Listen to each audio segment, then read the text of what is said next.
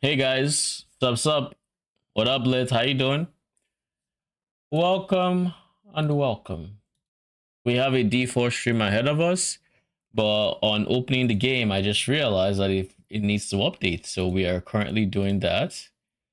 Um, if I knew it needed to update that, I might have started stream with TLI if I'm being honest. But we'll leave it. It's like 20% of the way. It is what it is.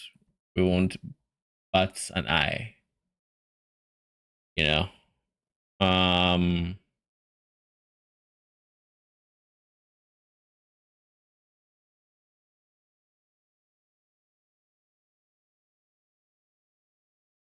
Anywho, well, that PoE2 reveal today didn't make me want to play it any more than I already do. So guess we'll see on May 7th if it can be better.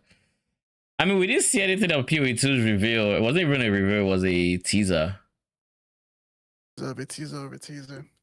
Yeah, like we didn't get any information. There were no gameplay change. Like they didn't show gameplay or anything. So I don't know. I don't know if it's. I mean, it got me curious as to what on earth was coming, but I don't think there was anything there where I would have expected it to make me want to play the game. It's just say, oh, that's interesting. What could it be? Oh, okay. It can be this, it can be that. Because like that to me screamed daily rework or something, but like that is the obvious conclusion. So would they put it there if it was the obvious conclusion? I don't know. They have been known to misdirect people in the past, but at least it's not the obvious. Like it's probably talking about Delhi in some way, but GG have a way of not making what they tease the obvious answer the actual answer, if that makes sense. Like they tease Zarok for Mirage. Like obviously Zarok has influence in Mirage, but we're not getting Charles of Sekima, you know? Yeah, it could be like Delhi. Like it's probably just Delhi getting the bridge treatment, like expanding on it. Like it's not necessarily a rework, but like they're adding more shit to Delhi or I don't know, you know? It's like it could be Delhi adjacent or Delhi related, but not actually Delhi. Because like the teaser from a few days ago was a bluish spider looking thing. Is that in the same season as the Delhi they teased in the same season as the ancients that came out to the ground in the first teaser? Those are very, very different themes, if you ask me. So like no idea what to expect personally. I wouldn't even be surprised if it's like, oh, the ancients is like the actual league mechanic, and the thing they tease today is more focused on like the NPC or something, like how they tease that theory for Alva, you know, stuff like that.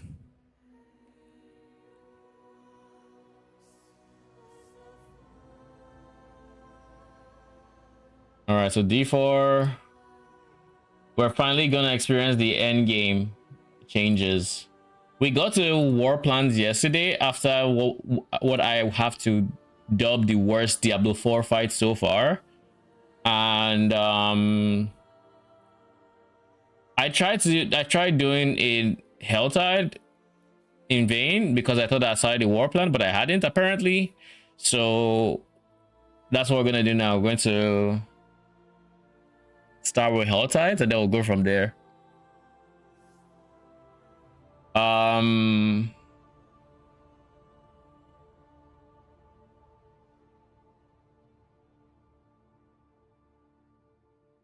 You know something interesting about D4? They claim to have made the skill tree better, but I feel like there's less decision to be had now. Like, aside actually just respecting skills and deciding what you want to upgrade first, at the end of the day, you are more likely than not to just have 15 points into every skill. I think we get enough points to do that. E4 builds. That reminds me, I'll just check the uniques for Warlock.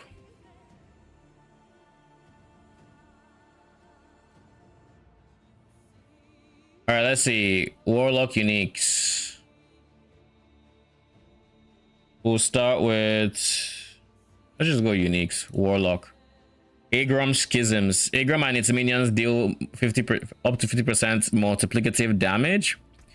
You additionally summon Agram's other half and gain a second charge of command Agram. Agram's other half? The fuck is that? I'm not against this. This actually sounds like it's something I really want. We don't care about this guy. Anathema of the Primes. Hitting an enemy with a course can increase the damage you take from you by this up to this.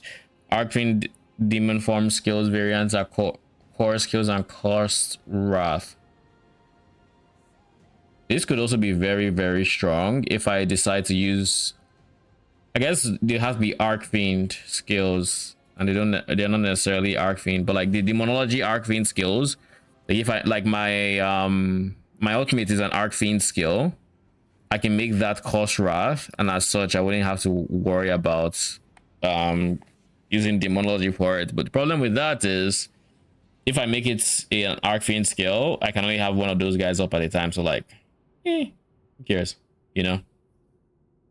Blood Mad Idol. You are always berserking but take increased damage as burning over 8 seconds. While burning, berserking grants additional increased damage. We have berserking. I didn't know we had. Oh, this is all classes. This is all classes. Yeah, that makes more sense. I was like, I didn't know we had berserking. So we can get access to berserking, which is a damage multiplier. Casting Dark Prison consumes Giga Max life to reset its cooldown. You gain DR while Dark Prison is active. The Brimstone deal increased damage. Molten Bomb explodes all Brimstones instantly if there are at least 4 total, but enemy proximity no longer detonates them. So it becomes like a mind skill or something. Your evade transforms you to an angry lunatic for 15 seconds that explodes. What? That explodes, dealing command falling damage and increasing by 100% for every second you're transformed for. So you turn to a demon and then you explode. While you are an angry lunatic, your movement speed is increased by 60%. This is actually a pretty cool, unique effect. And you periodically spawn a mini lunatic that sticks enemies. Command falling deals giga increased damage.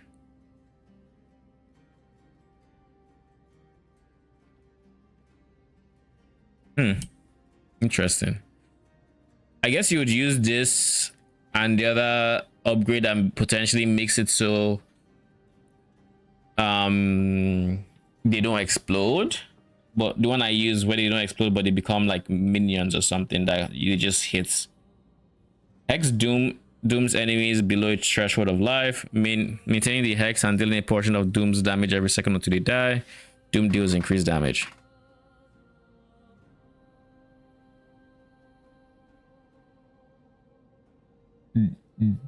Dirge of Odium. Your basic skills deal increased damage per wrath you have, but you lose 10% wrath per second. Every 50 wrath gained beyond your max generates 1 dominance. This is a good source of. Well, 50 wrath is a lot, but this is a good source of dominance gen. I would say if I just wanted to spit out like dominance, this would probably be the route I go. But this is a two-handed axe, so that's kind of rough. Elegy. Blazing Scream gains Skull Splitter variant for free and deals increased damage. What does Skull Splitter even do?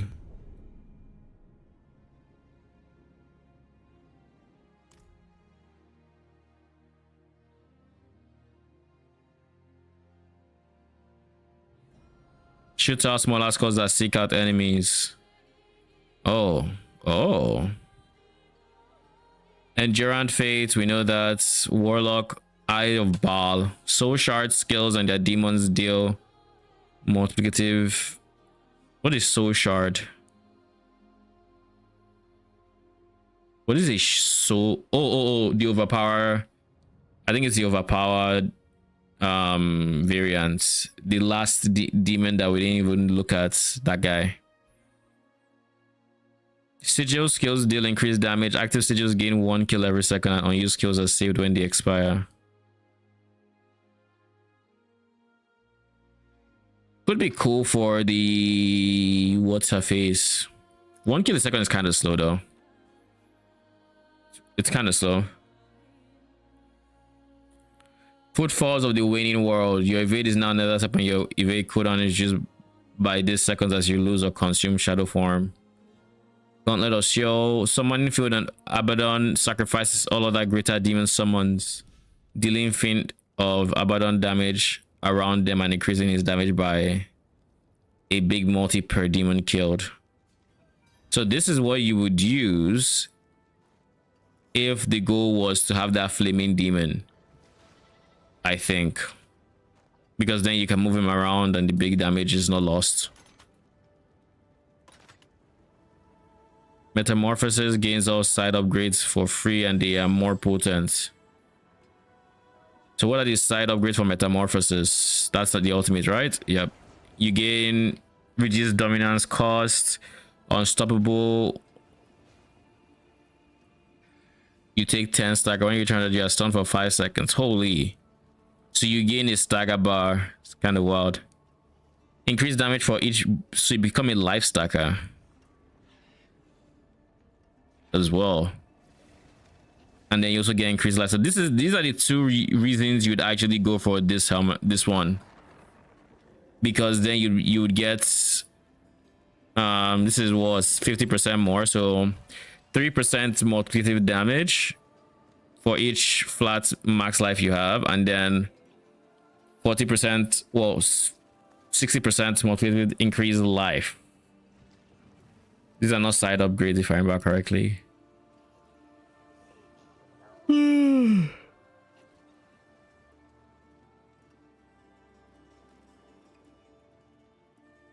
Air of Perdition.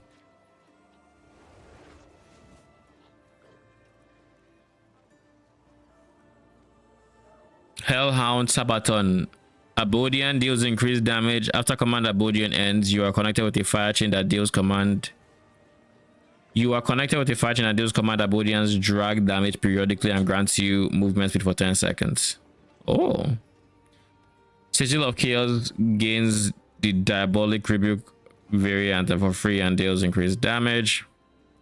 Infernal Homunculus deal increased damage and gain lesser demon side upgrades for free with 20% longer durations.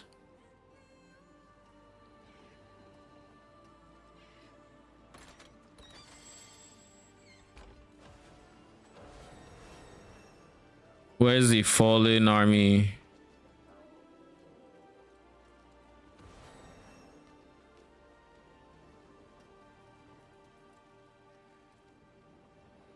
Lure it back. Rampage deals damage. Each enemy or demon killed by rampage increases the size of the brute and it smashes by 5% up to 5%. That has to be a mistake, or that has to be, that can't be right. Maybe it's a 50% and it's just mistyped or something. You cannot recover above X% of your max life, but your defensive skills deal increased damage. Hellfire skills deal increased damage for you. For every skill you have empowered by volatility, casting this increases your core stats by 4 or more enemies. We don't care about that. Hellion Sting increased damage and automatically strikes out at enemies you attack in demon form. That's the basic attack, I think.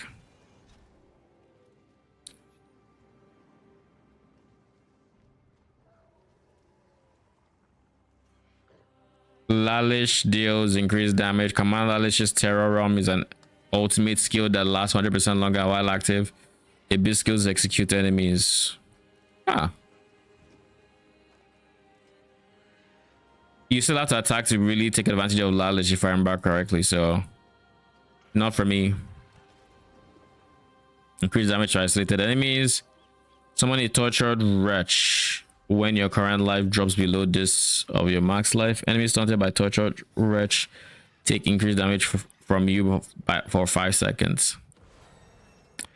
Scepter of the Tree. You now equip all ultimate skills. You can now equip all ultimate skills and gain 15 ranks in them. Attacking enemies with no active ultimate builds up your ultimate skill damage by this up to this. After starting ultimate skills, the damage bonus is reset once all have ended. So I guess the goal with this seems like a no-brainer, because I've been thinking of how I have to decide between big guy and metamorphosis, because metamorphosis paired with Abodian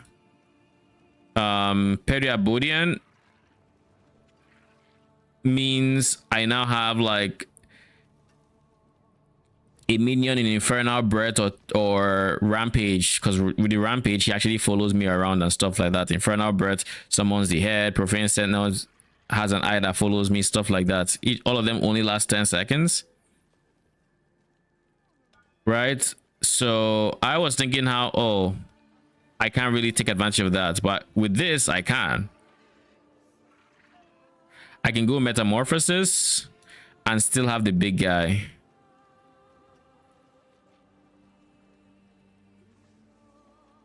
Oh, that's pretty chill. The one problem I have with that concept, do I even have a problem? Yes, I do. The one problem with that, actually I don't, because just by virtue of being in metamorphosis, I think you regain a whole lot of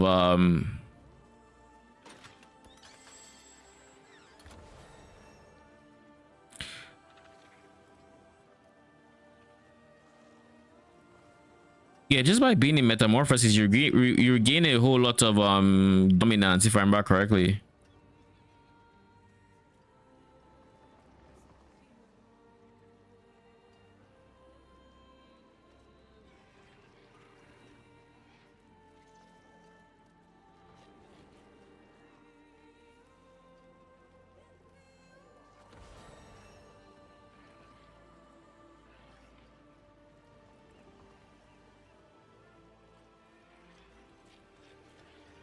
They're like, this I think makes metamorphosis pretty good, because it by itself it's a source of dominance gen, and I think I like that. So even if I decide to go Agram as my class skill, because minions, like there's no reason not to, I guess I might still want metamorphosis for the gen. We've seen stuff there is also just kind of weird. It doesn't show me numbers. I want to see numbers. So this generates 3 dominance and wrath. We saw that on the DB, so that's fine. Baseline, it gives me a basic attack that generates dominance. Those 2 sources.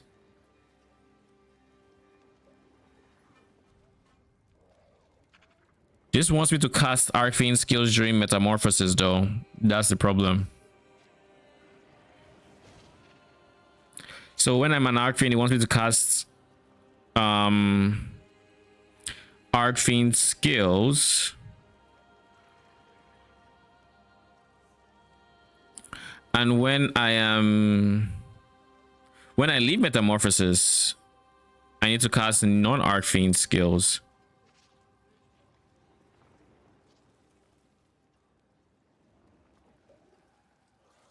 This is an Arcane skill, so this already allows me to... Wait, it's not an Arcane skill actually. Huh. So Arcane skill... Either way, this is now my radar. Scepter of Tree and then the other Agram one. Those 2.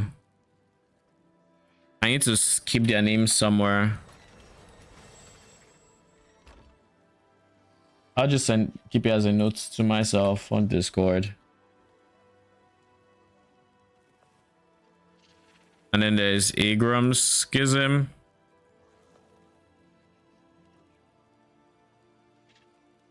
Those are the two so far that have been interested. Increase damage and summons an additional eye that follows you for... Oh. So I don't even need this guy to have the eye follow me. Okay.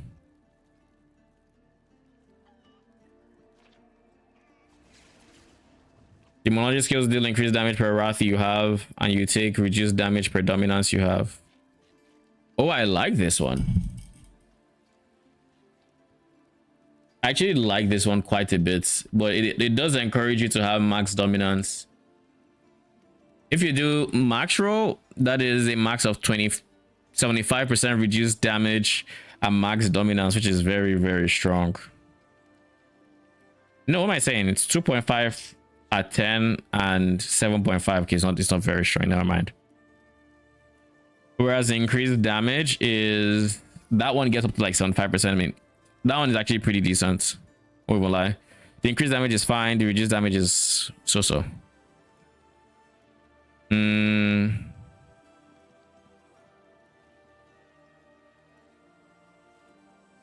there's Silver of Hate.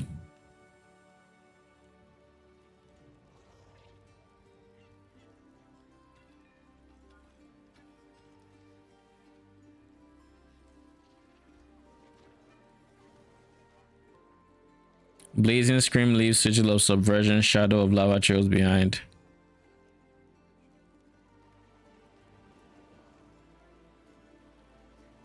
Sigil of Summon deals increased damage, and you can summon up to 3 additional demon swarmers with kills outside. Demon swarmers?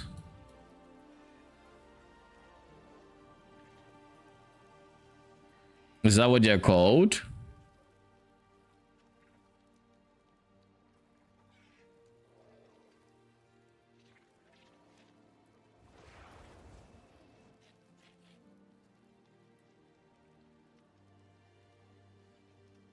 I assume that's what they're called, but then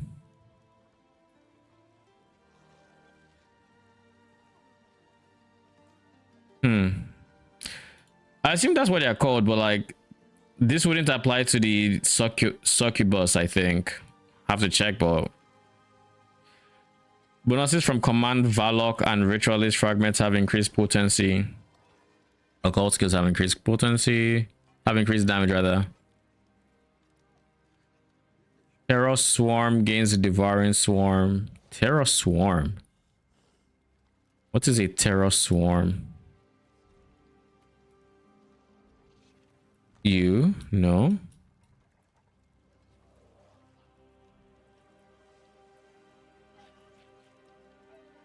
What is a Terror Swarm?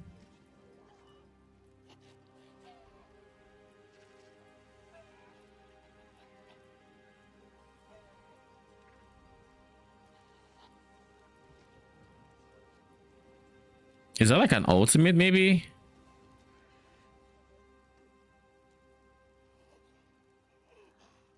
Oh. Oh, so that's what it is. Terror Swarm gains Devouring Swarm variant for free. You know I never looked at its upgrades, right? Becomes a Hellfire. Let's start with Devouring Swarm, what it gets for free. Starts smaller and weaker but grows up to 3 times as it feeds on enemies. Upon reaching max size, swarm split off another smaller swarm. Can have up to 3 active swarms. So it just grows and grows and grows and then splits. And then that one also grows. I mean, this is kind of cool. Hellfire skill and stays around you, dealing damage per hit.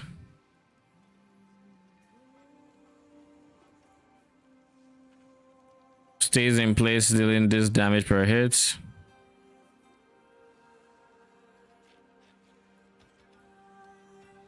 Spawns and instantly kills 3 elements every second. Holy, we can actually use this to just spam demon kills.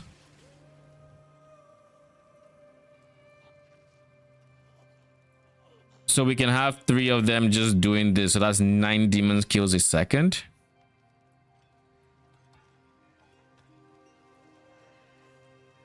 Wait, how many bites do they have in them? Because it says now bites up to 2 additional times per second. So that's attack speed basically in a roundabout way.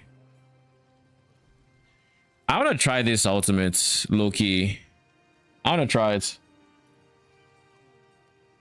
I don't necessarily think it would be what I have in mind, but I want to see what it looks like. Casting a skill.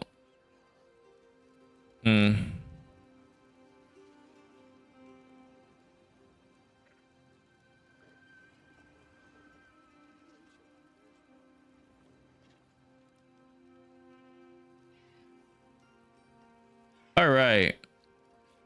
So I'm going to, like I said, I'm going to test. I'm going to test this guy.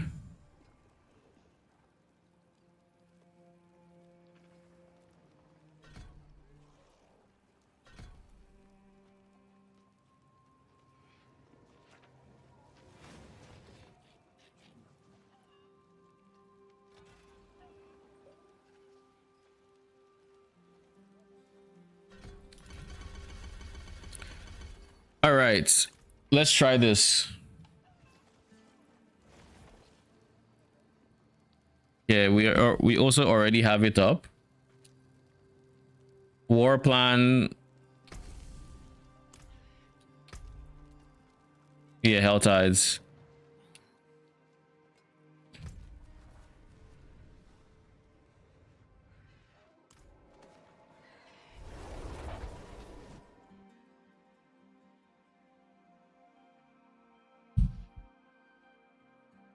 Now, this is going to be our first look at what the war plans even do. I have a rough idea of what war plans are. I don't know what their rewards are like, and I don't know how good they are. So we'll see. We'll see. Like there, I didn't even know war plans you could just teleport to it, but we'll see where it pulls me out.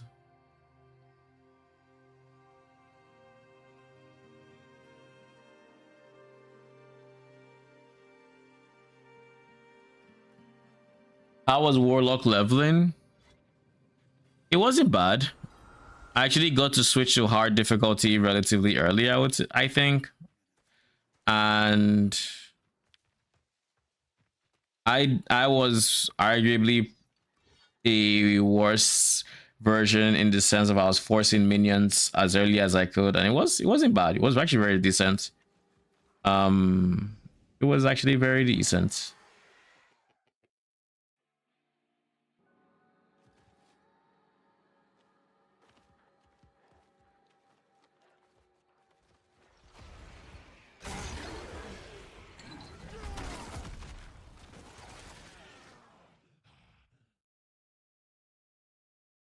What is this?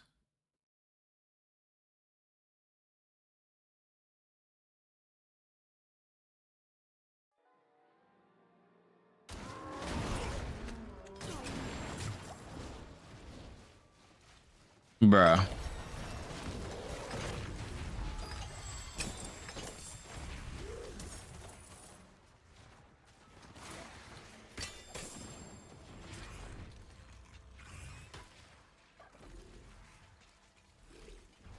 All right, let's see what the ultimate looks like, shall we?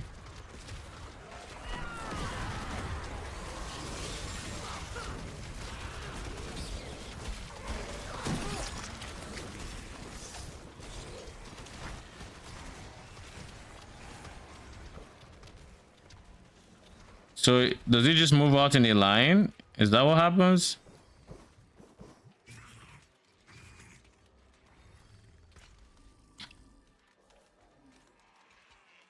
It looked like it went after enemies.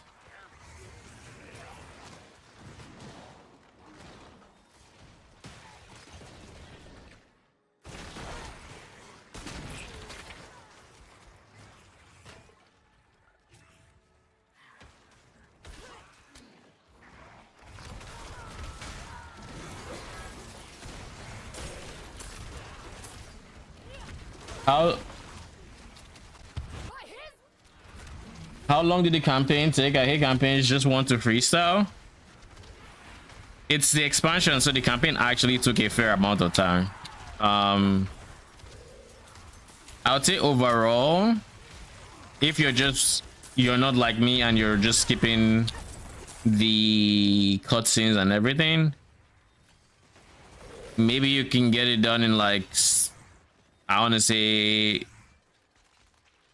5 hours, 6 hours, probably less actually. Let me think. I streamed this 3 days. In that time I was streaming for like 3 to 5 hours. One of these days I did 1 hour TLI, 2 hours D4. So yeah, I would say it takes quite a bit of time, probably 5 hours, because you do have a fair amount of objectives to do. Also depends on like killing speed and if you're doing this on hard mode versus if you're doing this on hard, because I did on hard, so I wasn't one-shotting, right?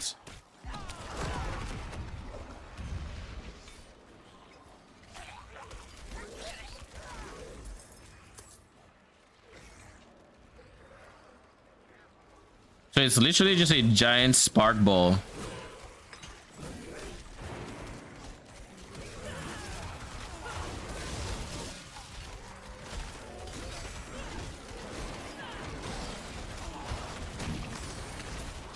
It's actually just a giant spark ball.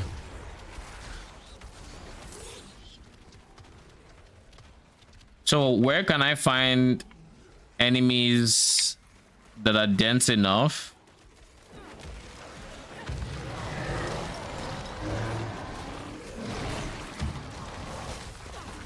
Well, I did ask for enemies. Problem is I have 2 seconds on the ultimate.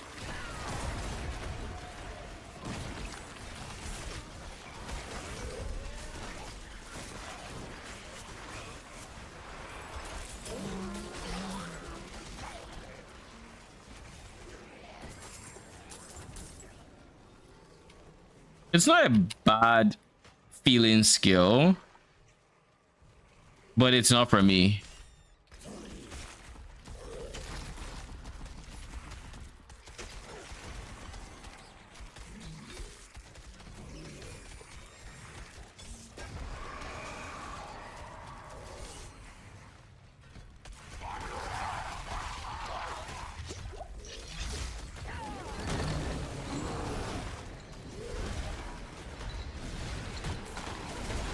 It's really not a bad feeling skill, it's just not for me, I think.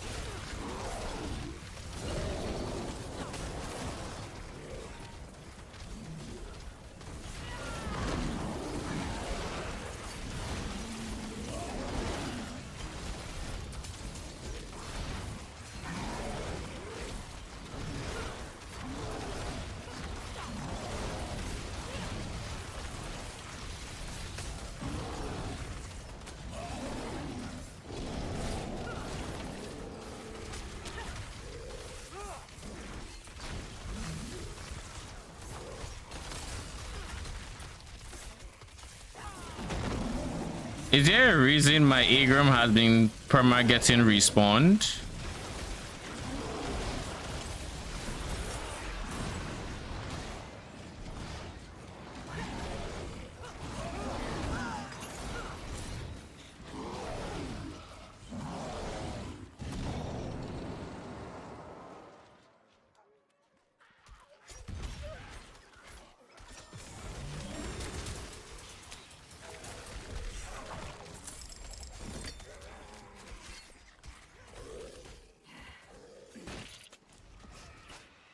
I do have enough on that chest. I'm just going to open on that chest.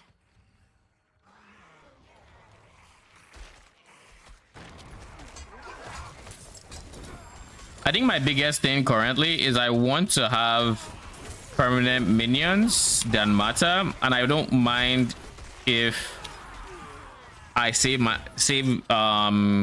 Abaddon for ultimates, you know. Like if I strictly use him on single targets and I take all the things that benefit single target and he has a cooldown, I think that's fine. What I would like is just perma minions that do damage. And Agram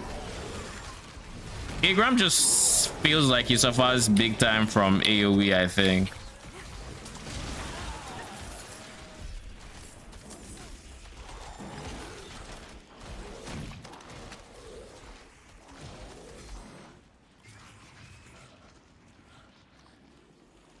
Willpower dot.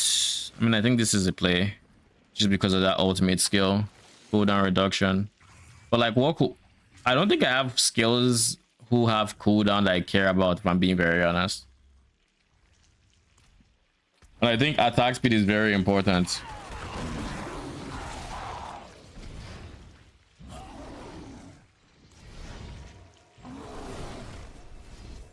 I don't have any Kuras Audacity invitations or keys, so I don't think this is going to be a very productive portal. What portal? I just don't think it'll be productive.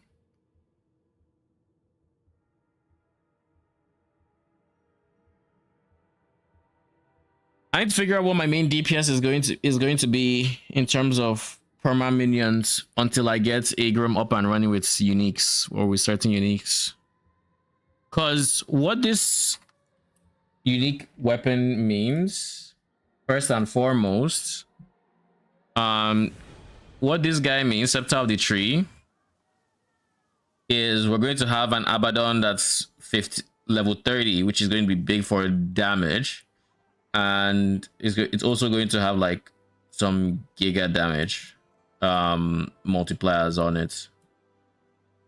That being said, this guy, I still don't know what Agram's other half means.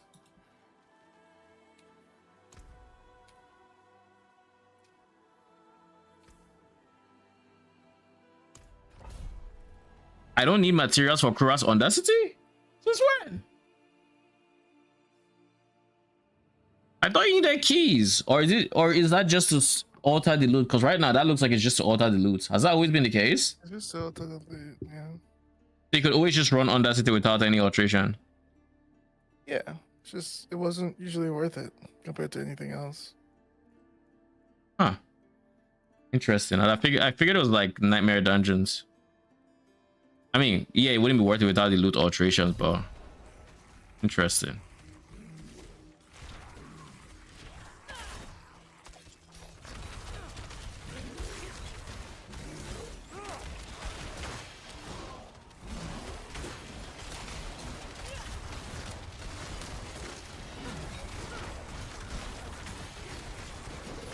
The question is, do I even have enough time?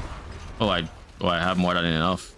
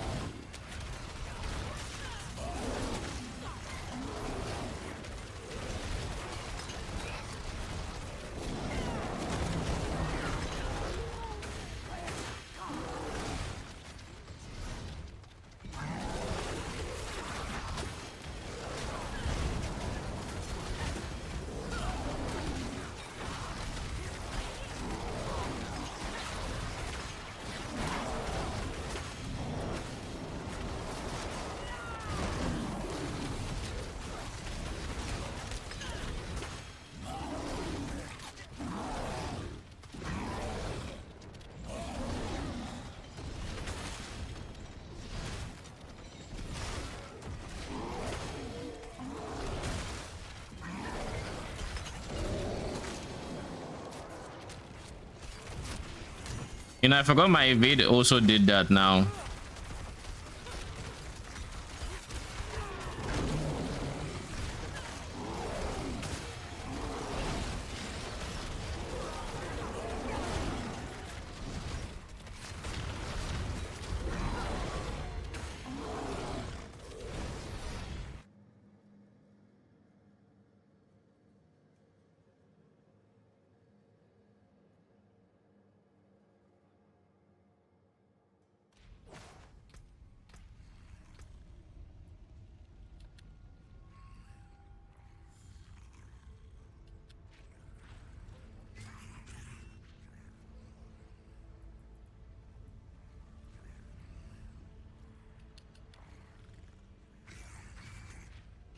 Why can't I adjust my skills?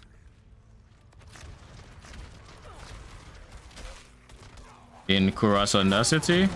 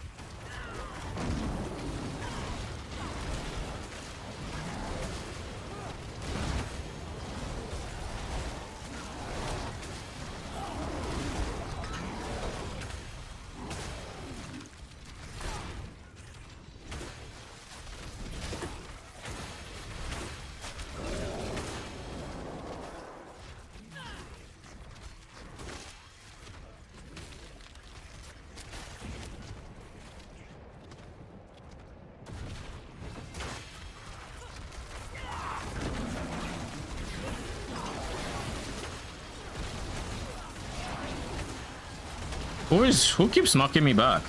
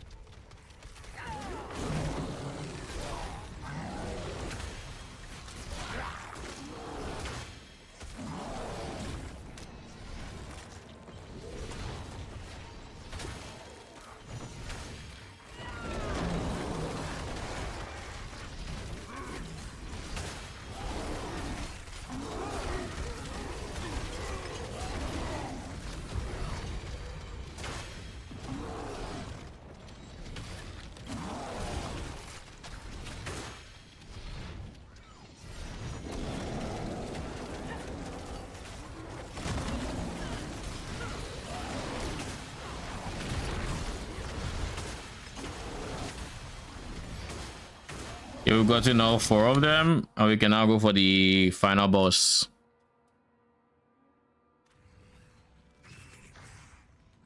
Before we do this, let's just make sure we have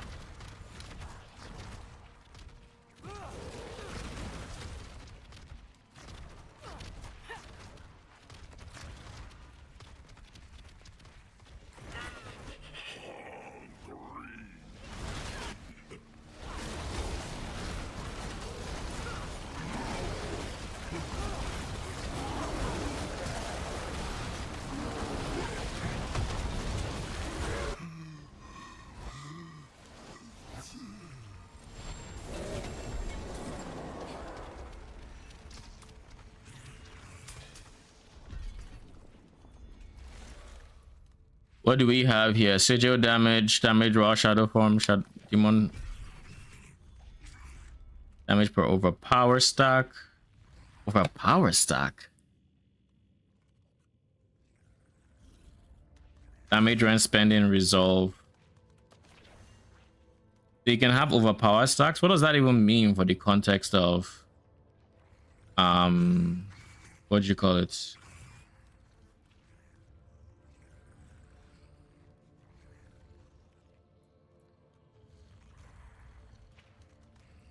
Like, what does that even mean? So I guess they probably just giga reworked overpower is what I'm hearing from that.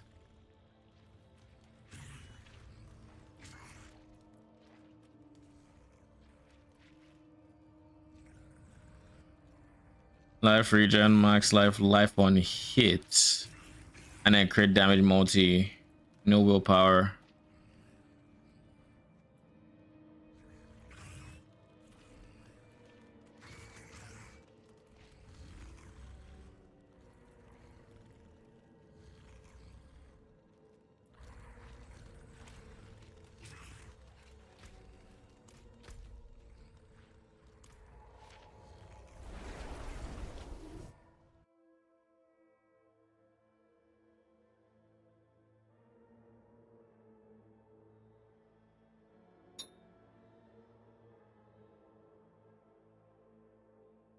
I think wait to destroy everything I just got, because there's nothing there that is an upgrade.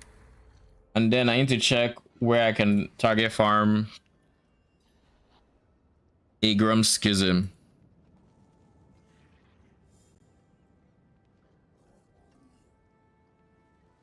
Tell me somewhere I can actually get access to early on, please.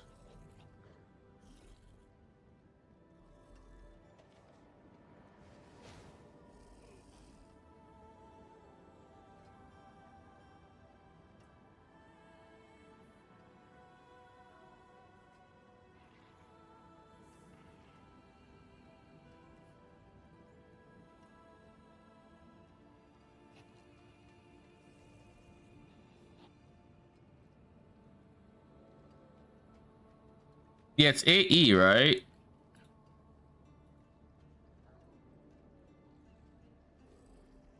Nope. Cheat sheet.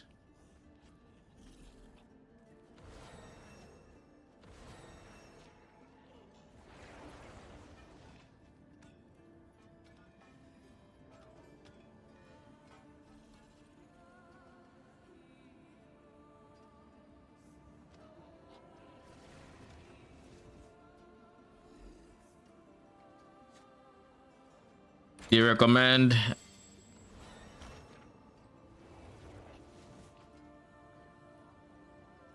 do first capstone dungeon torrid menagerie and how is the fuck?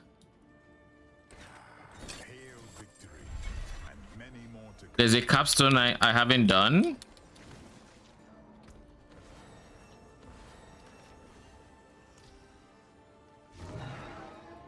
Now, was that worth it? Let's see. Chests.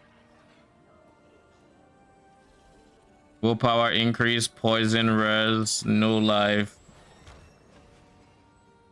Tortured wretch, life on kill.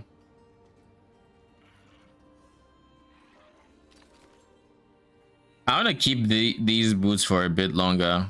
What I currently have. Willpower, max life, 45 gen, poison res. This is just better in every way, shape, and form. This has no willpower, life, cold res. I need attack speed, like I said. I need attack speed there. Crit chance, crit damage, restore resource, willpower. That willpower rule is so big that I'm thinking I just might send it. But I don't want to lose life. I'm trying my best not to lose life.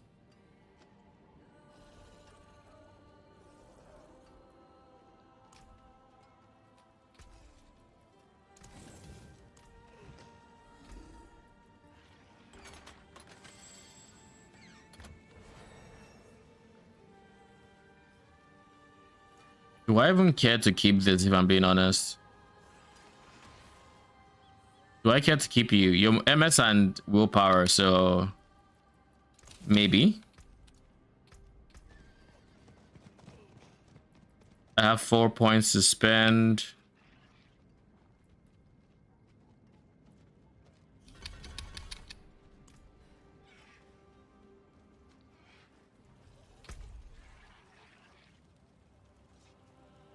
Harass Under City, Helltide, Nightmare Dungeon.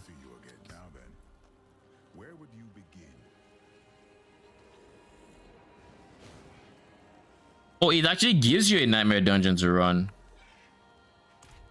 Oh. Okay.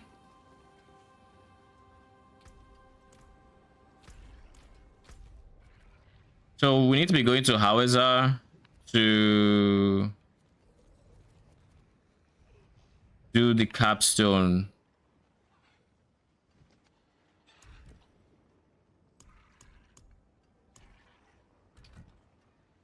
Where on earth is the capstone?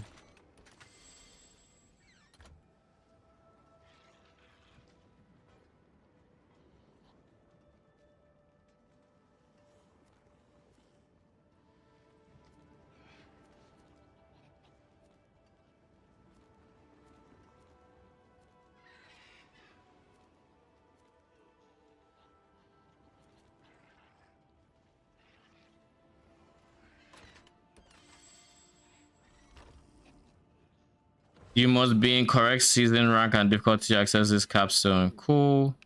So that's one of the capstones, which means I should be able to see the second capstone. Ideally without looking too hard.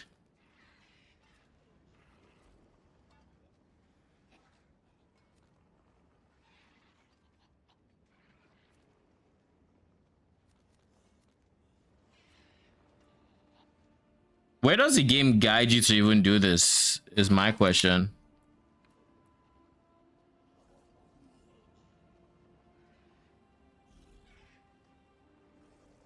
Vault of the Crucible in the Scarring, Kyrgyzstan, claim rewards.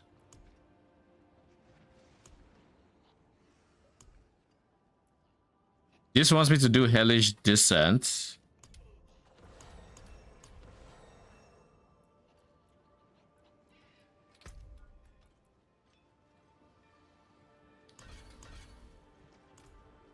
This wants me to do Hellish Descent.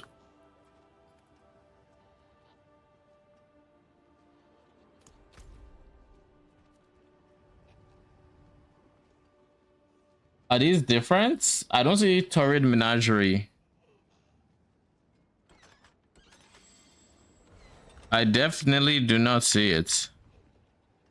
And I don't see any dungeons with stars above them to signify other capstones. Besides, this is in Kyrgyzstan, not even... Maybe something changed and this guide is wrong. I don't even know.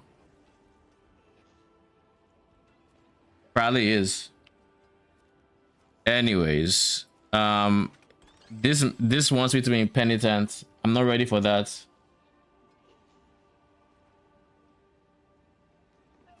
So I need to figure out aspects for my build. So let's see. I want to see Warlock specific aspects. I want to see the ones that have... I don't know. Let's see. What is the weapon specific aspects? When moving, gain increased damage. I don't care.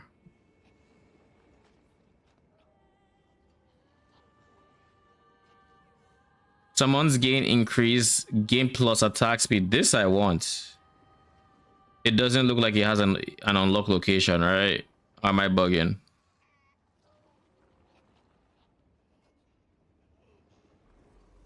Yeah, I don't see any of them having unlock locations.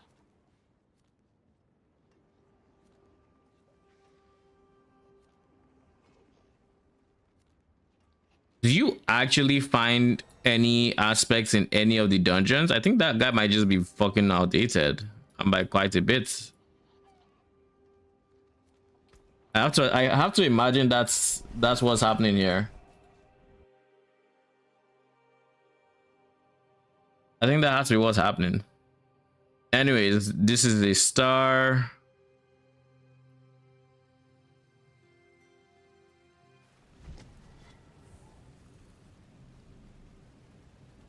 This is honestly, I was thinking about this one for the bleeding, but there's no, I have no reason to want people to, I have no reason for people to bleed. Oh shit, this has an unlock condition. Someone's gained damage while alive up to this aspect of reanimation. Hellfire skills gain damage equal to your fire res damage reduction.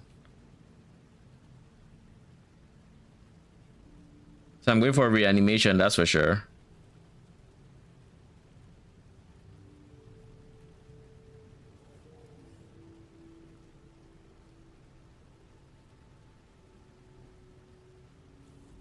Each hit with a demonic increases the damage you deal. Demonic aspect is also a good one. Hellbent Commander is still good after all this time.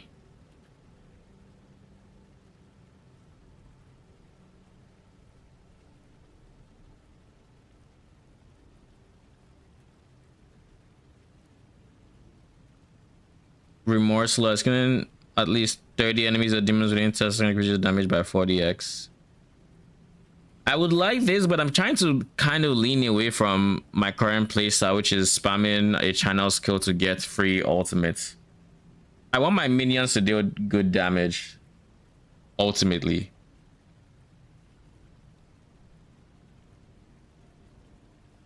I hope incapacitated means taunt includes taunted.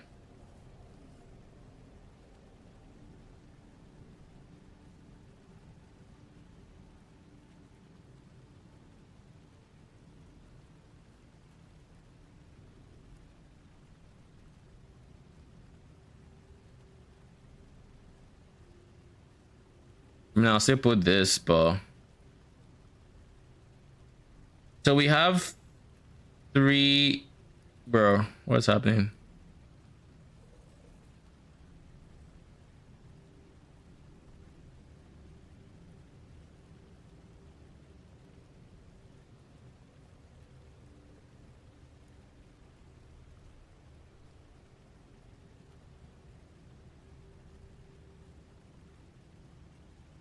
What happened to sorting these by favorites?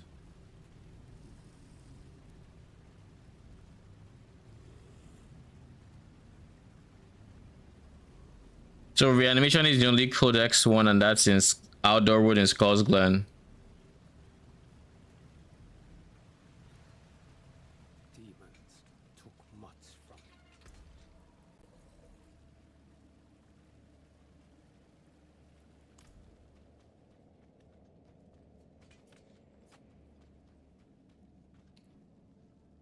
My shield is yours.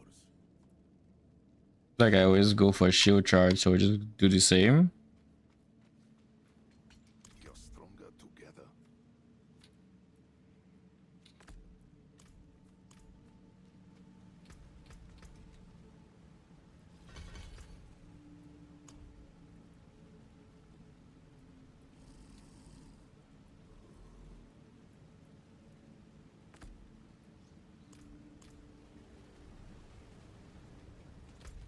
Okay.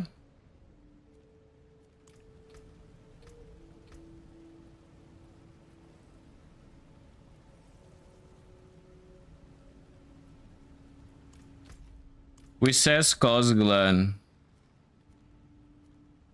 Outdoor Wood. I feel like Outdoor Wood was in this general direction.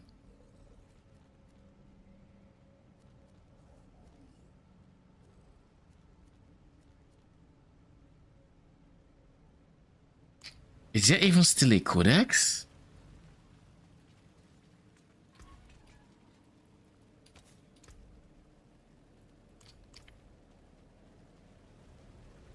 I'll run Outdoor Road because I stand to lose nothing really. Where was I got it? 160 FE from League Mechanic. Revive. Revive. Nice. Proc. I mean, revive procs are just very, very fun. Especially the League Mechanic. Especially she procs on them. Hmm. I don't actually know what the pet does. I just know how icon pops up. Sometimes there's 100 FP and sometimes there's 10 flame sand. She can multiply their loots and then give them drop quantity. Can see if she's multiplying, but she's not giving. But if she's giving too, then I'm a taker. I'm always a taker. Lol. Creation engine sounds fun. Be nice to check it out. I haven't looked at this strat yet, but yeah, it does.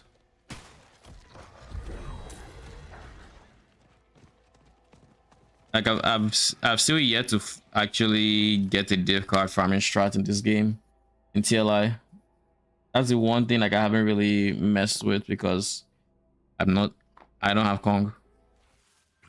So every single time I'm hearing God of Machines, I'm like, okay, cool.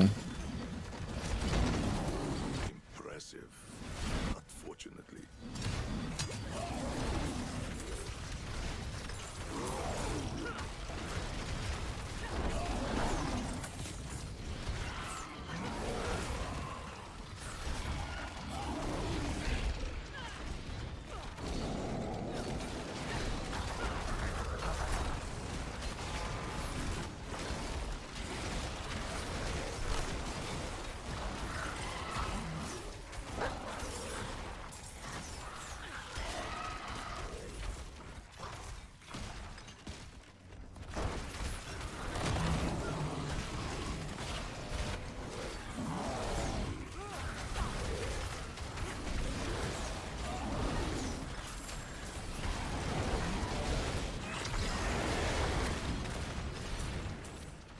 Oh yeah, I remember this outdoor wood. There's going to be another treant in the opposite direction. Yep. And then when I kill it,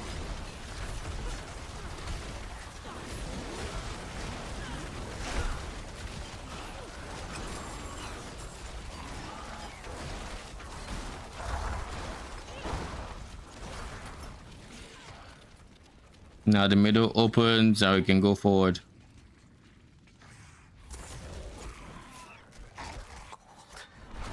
So cold.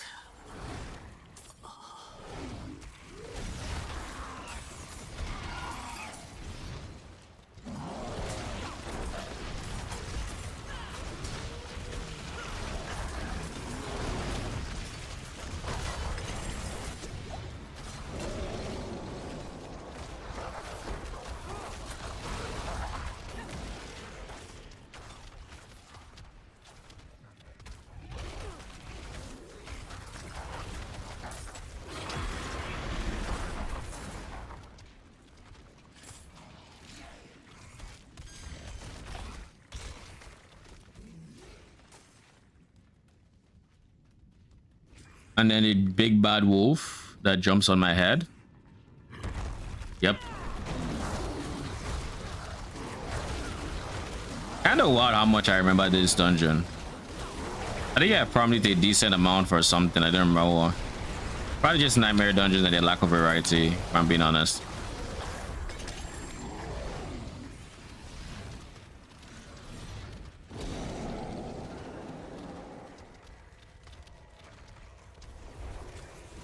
Yeah, I think it's just an outdated guide. We have no more drop only aspects, to my knowledge at least. But actually, that actually looks like it's updated for Lord of Hatred, so it kind of has me thinking. Like how can it be outdated and uses stuff for the now? You know?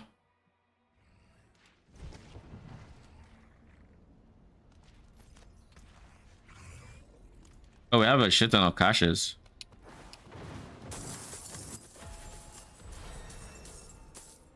Holy attack speed. I'm gonna use that 100%. There's nowhere around it.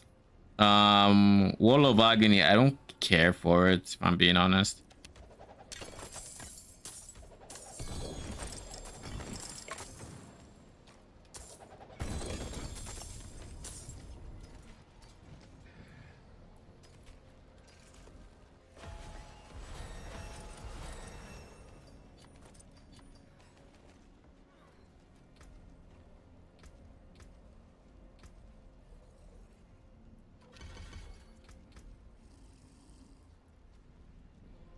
+1 wrath every 10 kills, damage multi.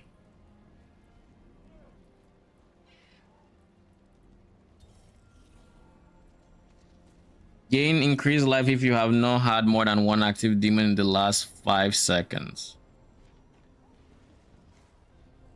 +1 to command fallen. I'm going to use this. I'm just going to ignore the aspects that the aspect even exists. See no evil, hear no evil. That aspect doesn't matter. What else do we have here? Max life, willpower, big max life, willpower. Shadow damage multi is doesn't matter that I lose phase too much. I think the other things are worth it. The loss.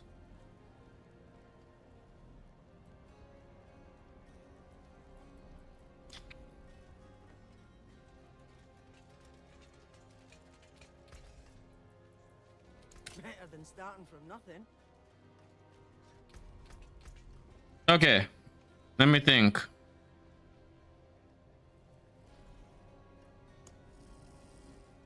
I'm going to refund all my points. And now I have to decide what skills I want. Objectively. Well, I guess Agram stays. Agram is not a negotiable. He's literally my upgrade, my class skill. Yeah. All right. So I need to have a clear skill. I need to have a single target skill. Single target can be ultimate. I don't mind it being ultimate, right? And on the lead up to that ultimate, I would ideally like to in the ideal universe, I will have a free cast of the ultimate through Agram, so we can cast him twice. I feel like I don't want him to follow me. I don't want that. So I have to decide how I'm going to approach this. So command fallen is 100% what I'm gonna do.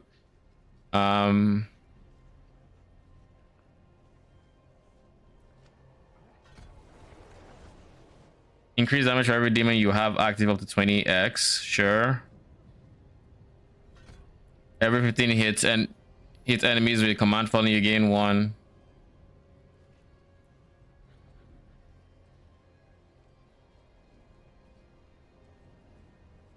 Could also do this.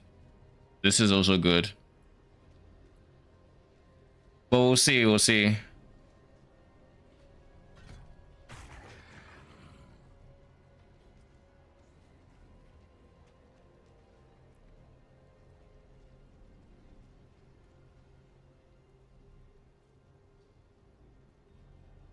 This is good for AoE.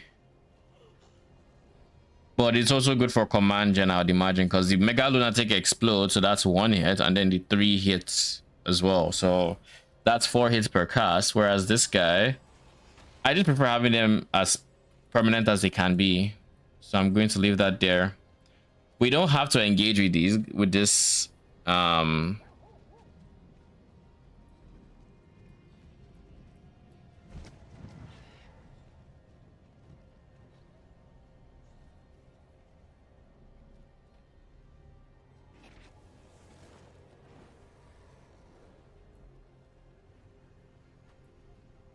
someone defies the artifact to the ground, dealing this damage. Okay. Wall of Agony, Tortured Wretch.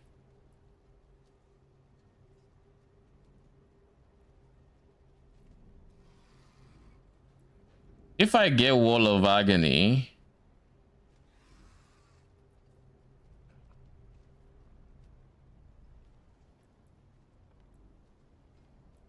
I know I'm getting Nether Steps, so that's 100% happening. And then we just get movement speed lasts longer, additional charge.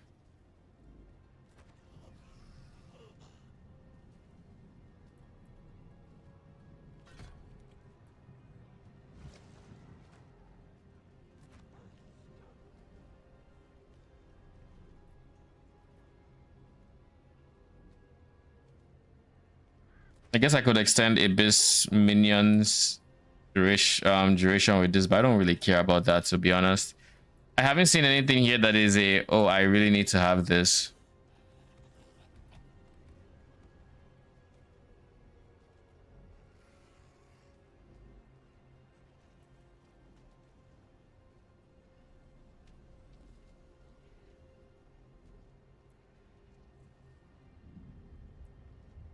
Now, out of all of these skills,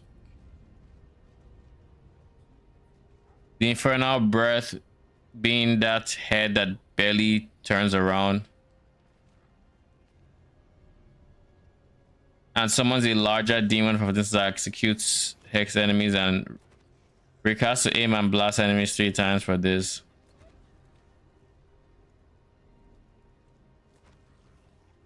I feel like I wouldn't want to this one, if I'm being honest. Like, that doesn't sound like something I want.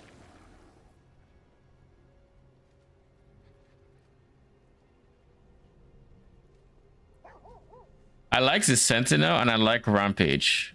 I like Rampage because it does decent damage. I'm not the biggest fan of having to recast it, but it also is very efficient when it comes to dominance spending. But it's not a perma minion. Profane Sentinel is very inefficient. So let's try Rampage for now.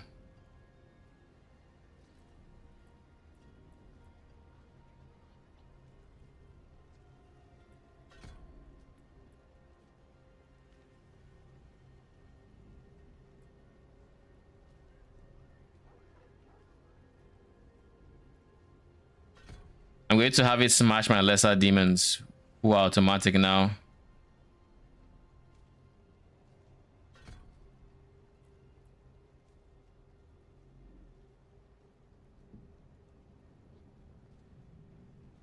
I would like Shockwave, but then I become pressed for dominance, and for now I'm trying to avoid it. I know what you do, but let me see what the others do. Grants volatility, which is increased damage for Hellfire skills.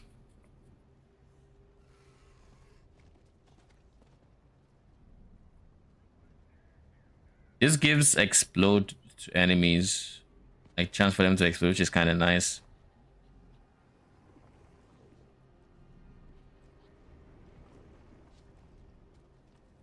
Is there a reason I would want to have Shadow Form? I guess it does give me Unhindered and grants stealth.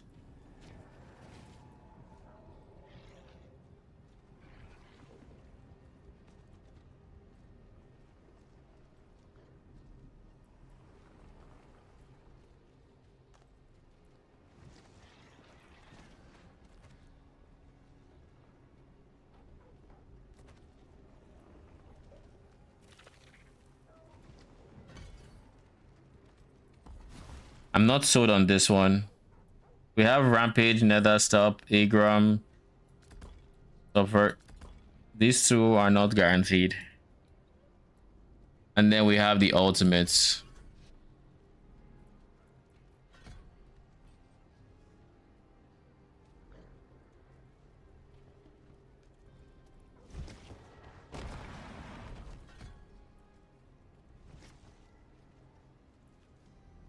Just to make sure, Agram skips cooldown, right?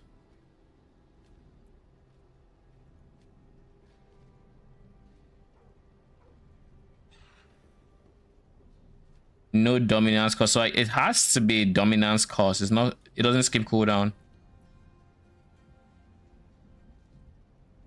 All right. In which case, we're going for the dominance costs.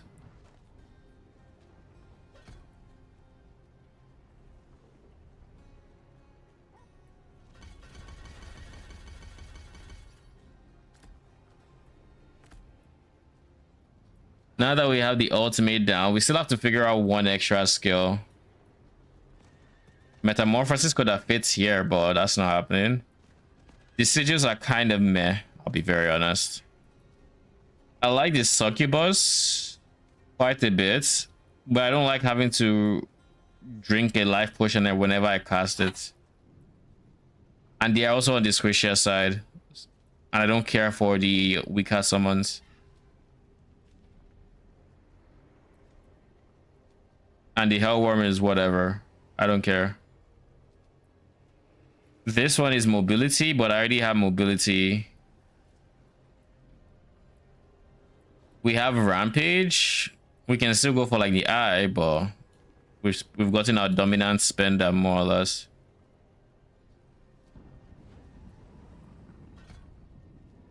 I want to just be able to pay. I'll just pay like a life cost for this guy.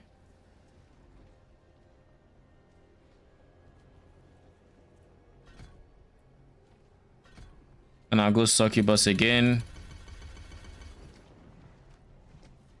And I think that's all the skills we currently have equipped. All right. Now for you.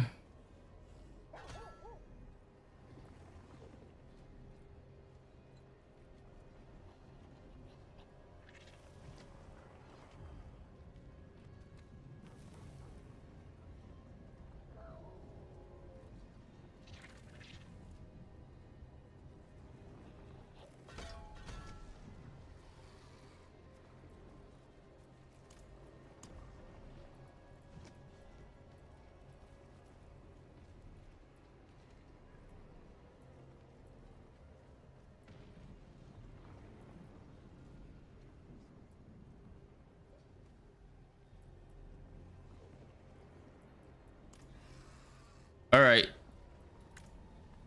This might take a bit of getting used to, but I'm down. So how do I target? Can I even target specific outcomes anymore in terms of like aspects and stuff like that? Because I would like aspects that give me minion, like summon related stuff, just so my Agram can actually start not hitting like a wet noodle. Or attack speed related stuff, so they actually hit quicker, you know, stuff like that.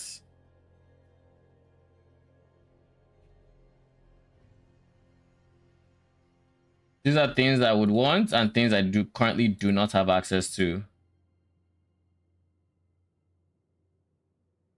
I think even Health Tide isn't even targeted anymore. So what the fuck even is this farming landscape?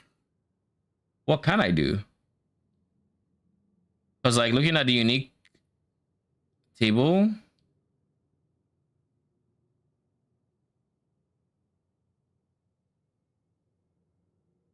unless I'm missing an Agram somewhere, it's just not on any of these drop tables. Can I just say Lord Zir has very, very ass. Wait. What if...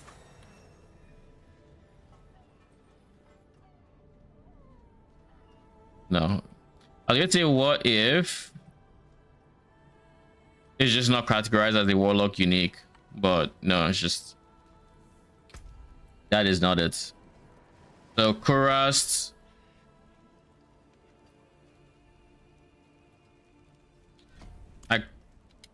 Bro.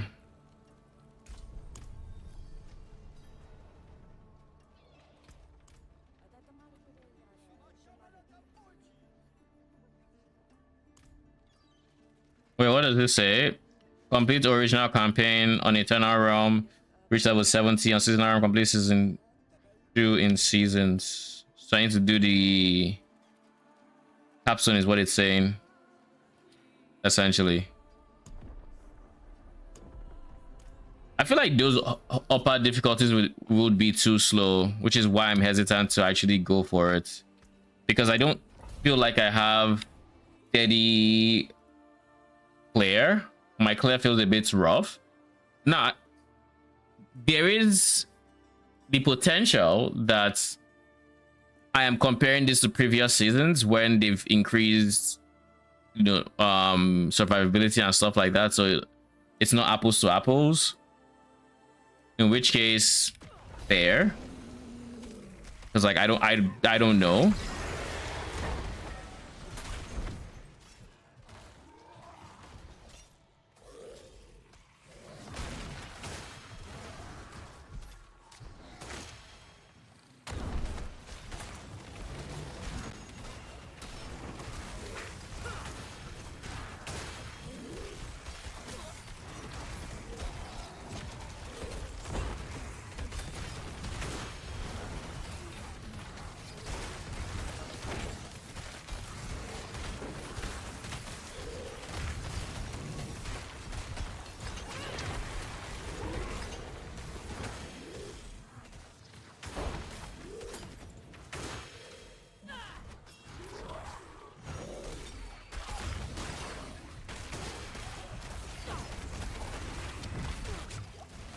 We will be unstoppable.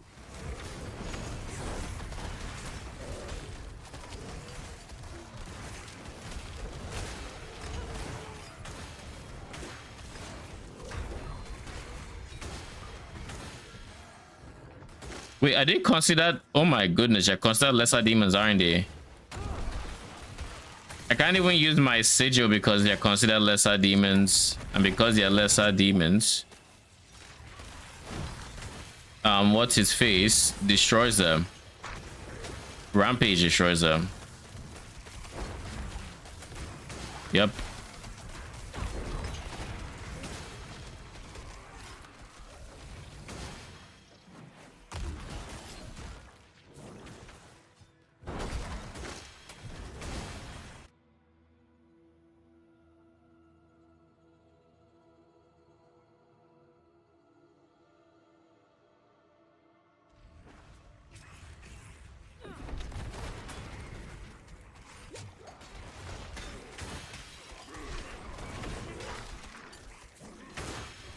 Saw it. Warlock build that does 10 trillion damage. Bug, or I don't know. is it possible to do 10 trillion? I feel like that would be bug. 9,951 billion.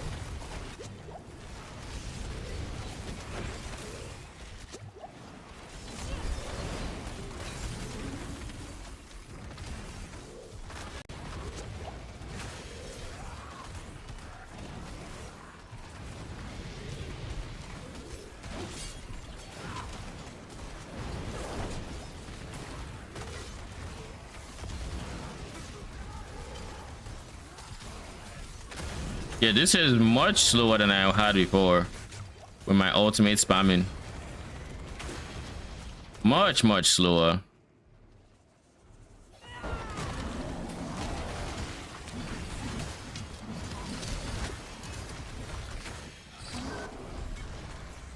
I'm watching Max fight this boss that's making him so frustrated. I can't wait to fight this boss.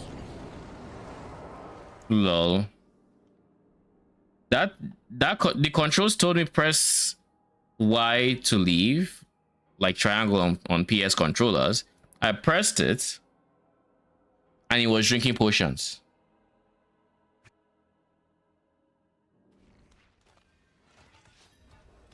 Okay.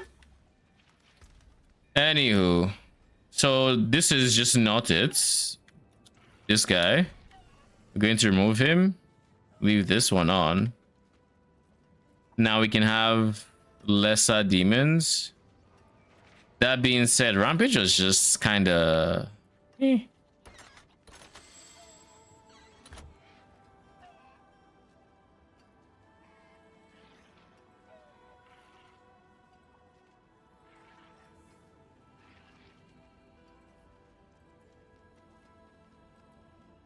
We'll also change to the Shockwave one, and we'll see how this feels.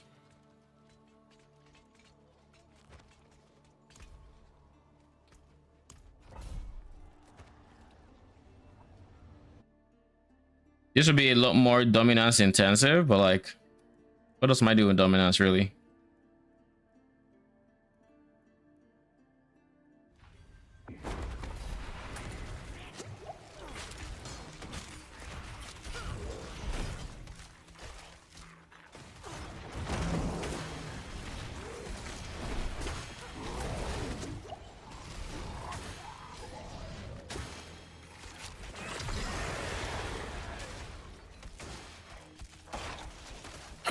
Oh jeez. Whew.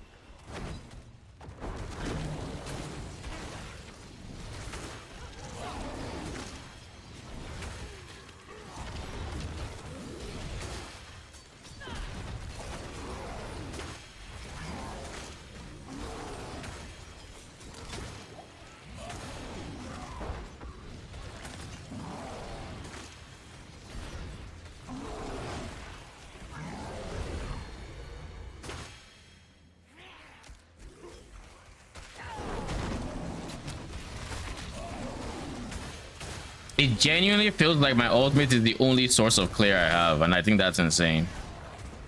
Among my base minions.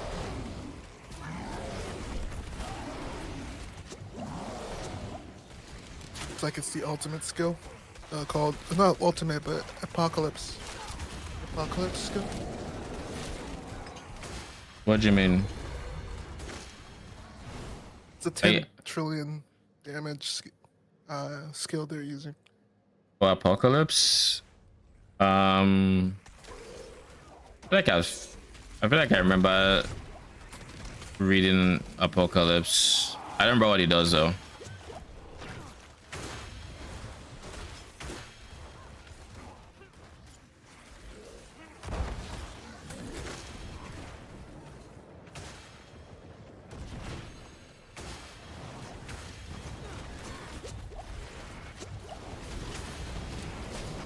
The amount of damage this boss that Rex's fighting does is insane because Rex has a Shaco and materials for DR on both items, and he has GA DR, where he is taking so much insane damage. And I think that's kind of crazy. Lol. But that's bound to be a fun boss.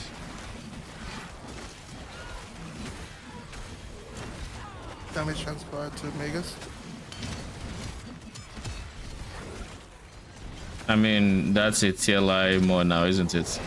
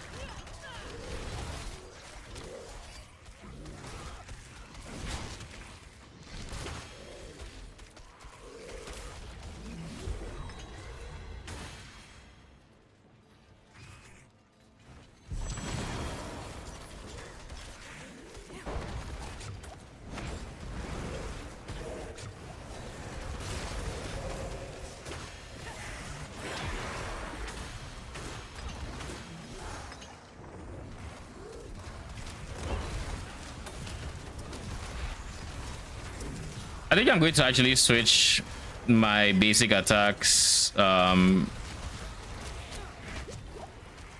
What's it called? From the permanent guys to the temporary ones, and we'll see how that feels.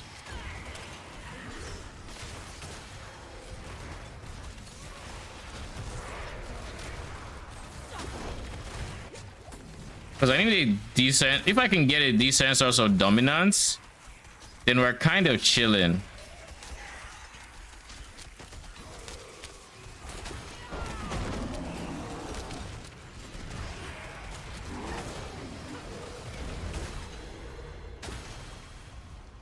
Kind of hoping I wouldn't have to use the ultimate there, but it is what it is.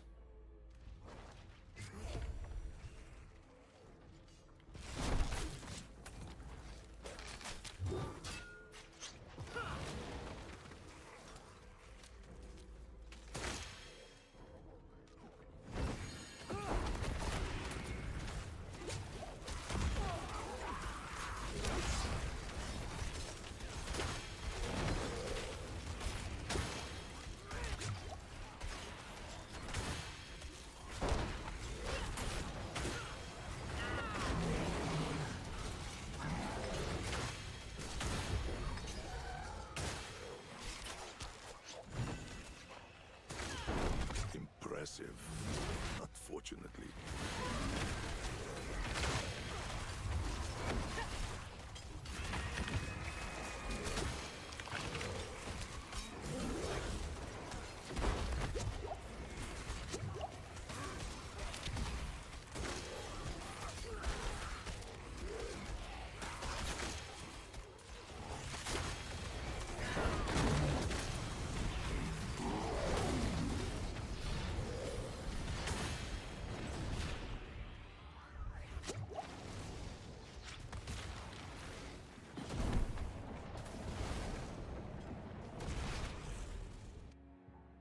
All right, now we have a push on here. I feel like it feels like the original version I had with the ultimate skill was just the best, which is unfortunate because I was getting tired of spamming Winter Orb in D4.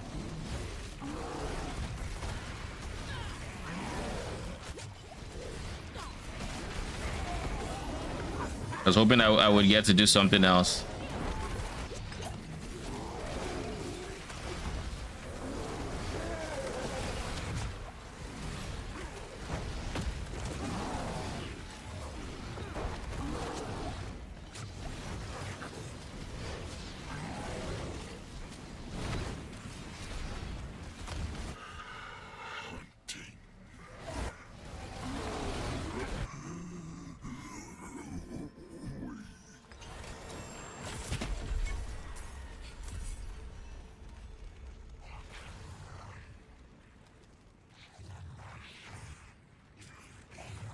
Yeah, at least that's done now.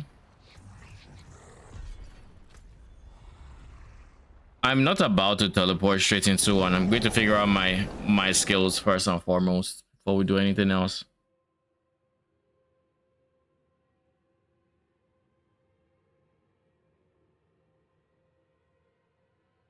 Oh.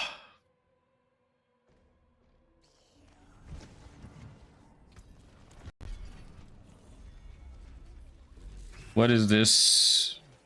It is done. Salvage? Fine. Just because it's legendary.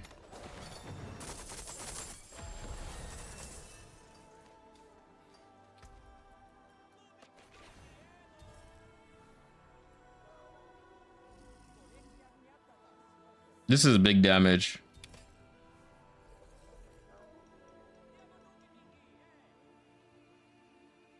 This is a shit ton of armor. You get a ton of base armor, a ton of added armor, big life, like huge life. And I don't care about thorns. Like it'd be troll to not take it. Like this alone is taking it from 11k toughness to 15k, which in terms of armor is 9k full 60% to 6k 52%. So yeah, it's just a no-brainer.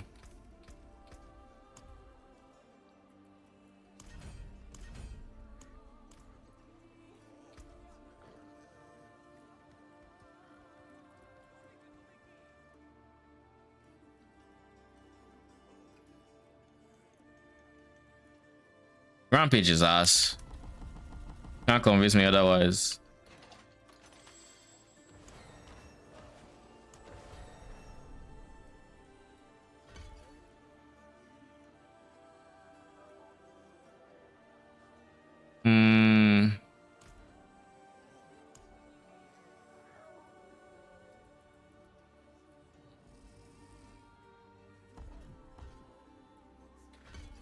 We'll go for the eye skill instead of Rampage.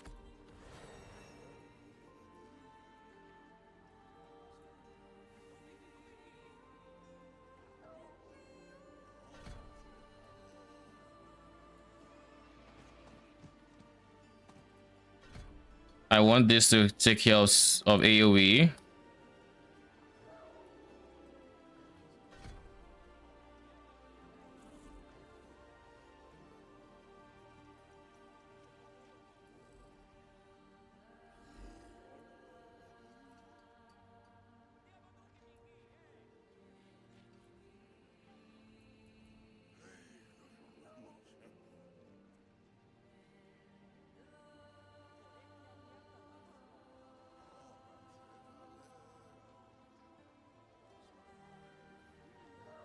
If I can use Abyssal Pits mixed with the eye, it could be decent.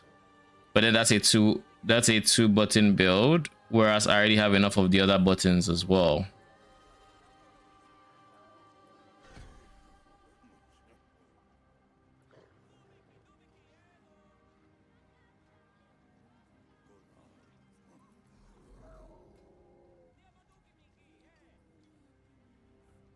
Yeah, we'll just put points in here.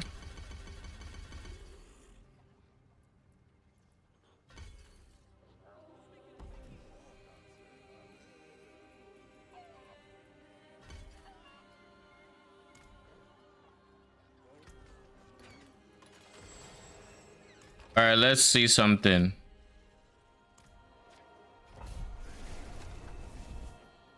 Yeah, I think the first iteration where I was just spamming ultimate was unironically the strongest. My problem with that and the gameplay they're encouraging is you can easily suffer from success in that setup, in the sense of if you kill enemies too fast, you're not going to spend enough time channeling, which means you're not going to get 200 demon kills. Is kind of crazy, by the way, but that's besides the point.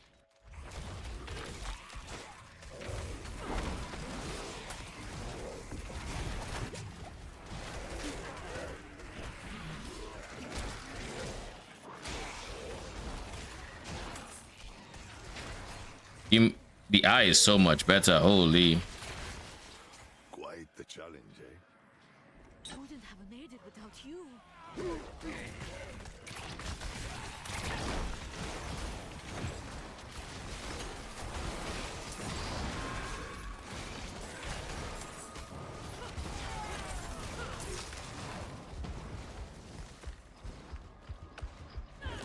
Oh shit, Butcher. I knew I was hearing heavy footsteps. I'm just like, what even is going on? He's dead. Okay.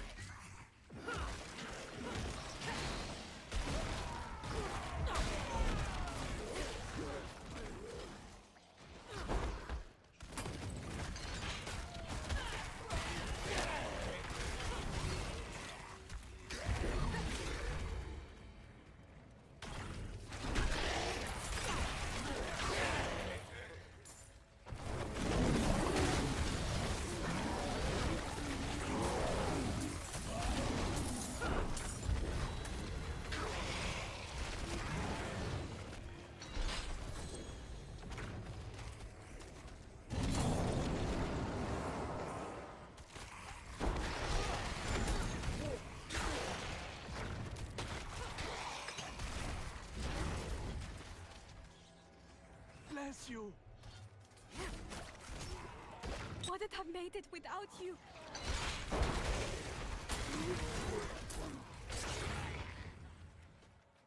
Oh, bless you. Honestly, for a basic skill, this shit kind of hurts.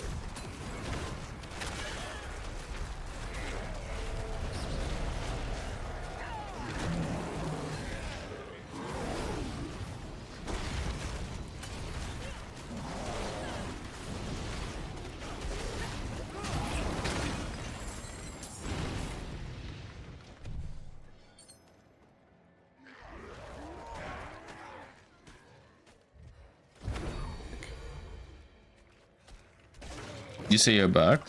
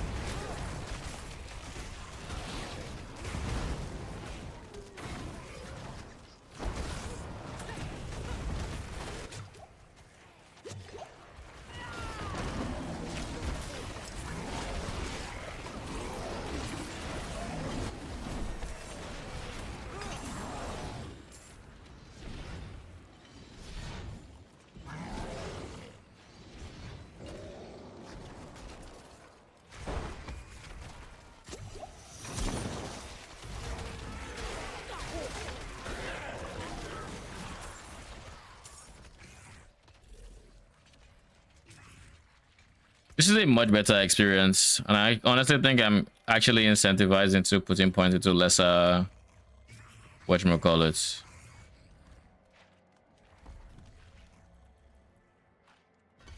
into command falling. Oh, Tomb Lord.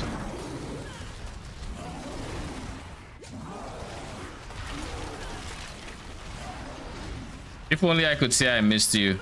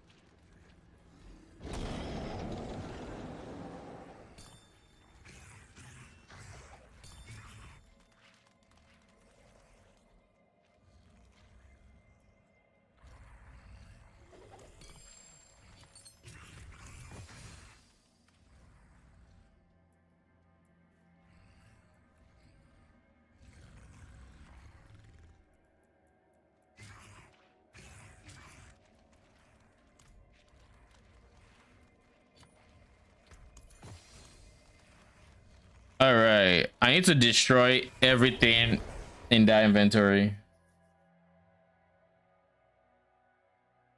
Like, I think I'm just going to clear every single thing that I have deemed not worth using. And for me to deem not worth using, I just have to not use it.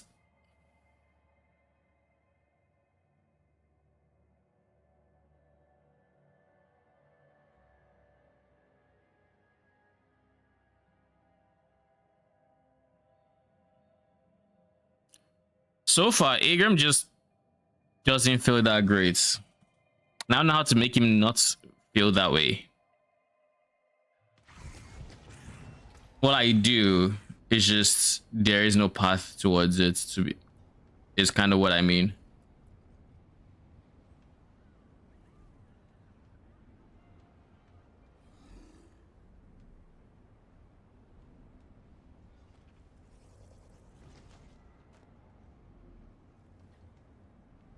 This has Giga Auras. Can I just say what they did to Res is fucking ass? They took it from being a flat a percent to just being a random number that you have to hover now to know if how much res you actually have. Like, what the fuck? Who asks for res to have the armor treatment? What do I know? This has Giga Res on it. Big willpower. Sigil of Chaos. Is that what I'm currently using for? What sigil am I using? Of summons. Oh, this is okay. So I don't need Sigil of Chaos.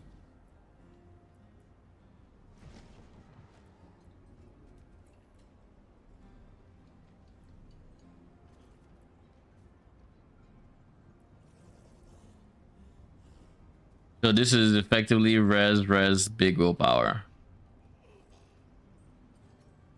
And armor, of course. But I don't need more armor. But I lose life. I don't want to lose life. There's not much choice I have in the matter. How much? What does my res currently look like? Let's start there.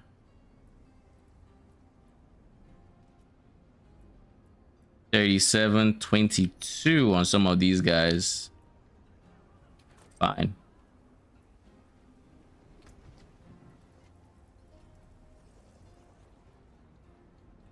Marks of Eldruin, 3/3. Used for rerolling war plans.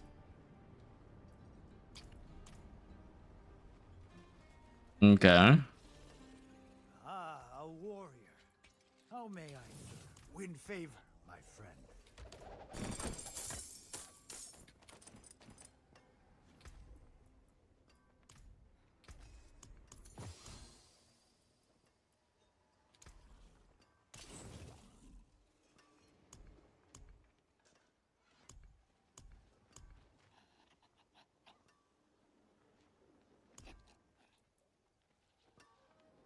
forge awaits your How can I destroy that in bulk without having to manually?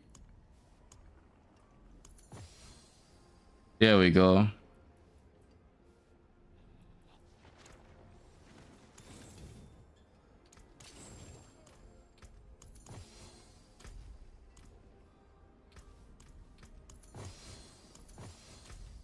Bro.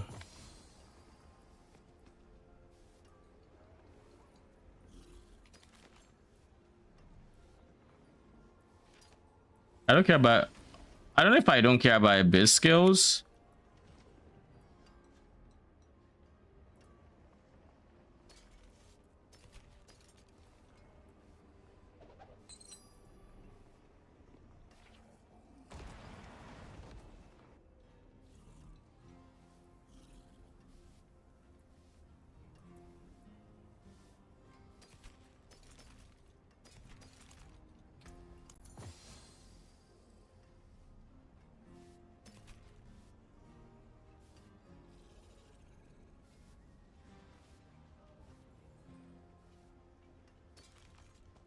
Ironically, the unlock 4 charm slots one is a higher level requirement than the unlock 5 charm slots with the exact same stats.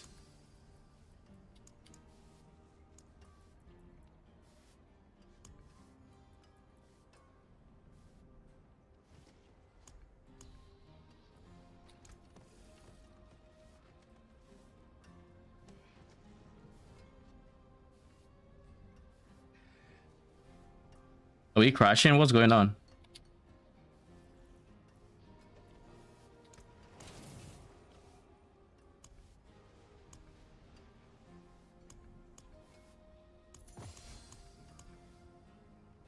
Can I craft more seals? Is that an option?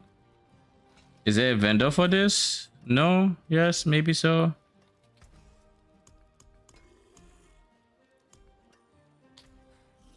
We can now forge equipment. Holy, we can forge equipment. Huh. What is the item I'm in need of the most? When I look through those uniques,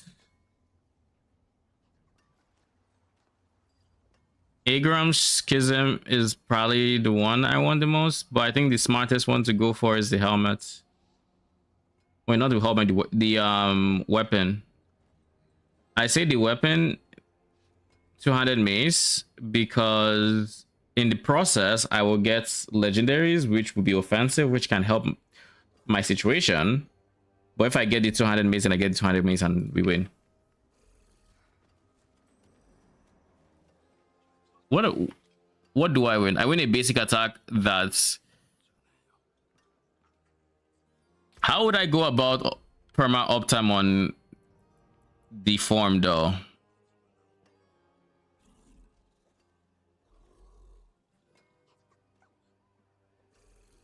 It looks like it's just perma uptime actually. Try your luck. It's a 200 mace, I think. Yeah, 200 mace. Fine. Sag.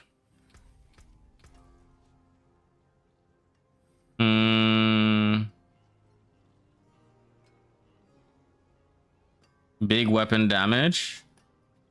Willpower. Life on hits. Sure. Willpower, weapon damage. Even bigger life. Bigger weapon damage.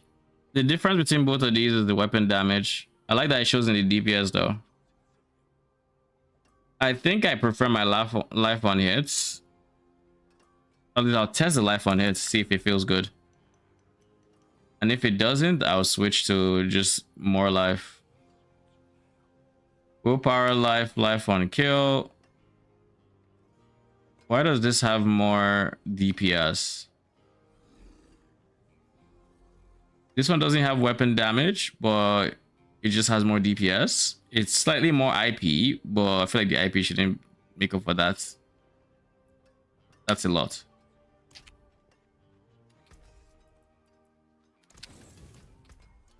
Anyways, we spent all our obols. What is this? Off we go again. We'll deal with the bartering objective and then we'll go for what's his face. We've all got our secrets, Subo. What you got? Ah, so she is. All these numbers are so boring. They're just as important to a smith as a hammer. You'll never make a living if you don't learn how to balance a book, Faye. I guess.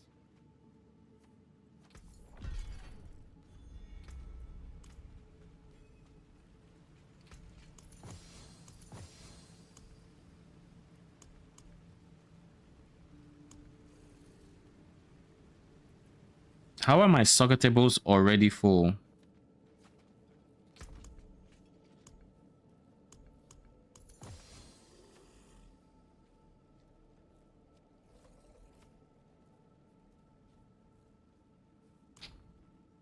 Why am I dropping whole ass jewels, by the way? Can I just say that? What on earth?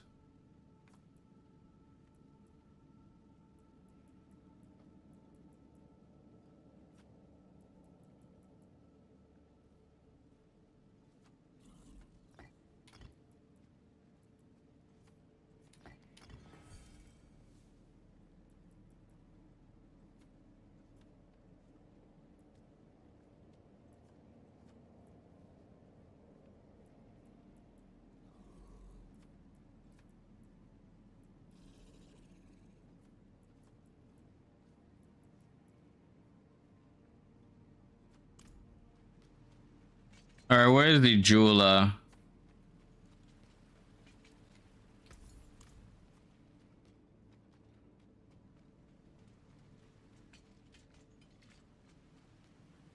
I don't think this area actually has a jeweler.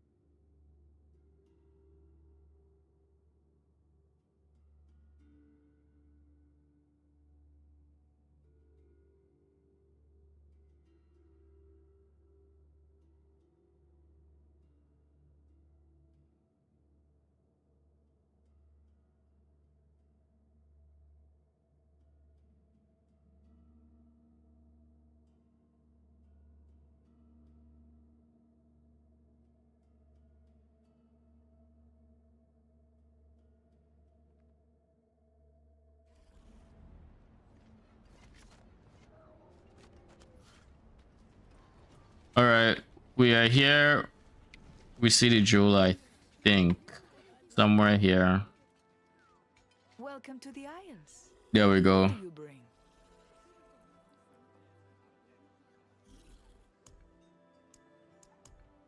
Just get rid of them all. If I embark, they give me a decent amount of. Treasure's close.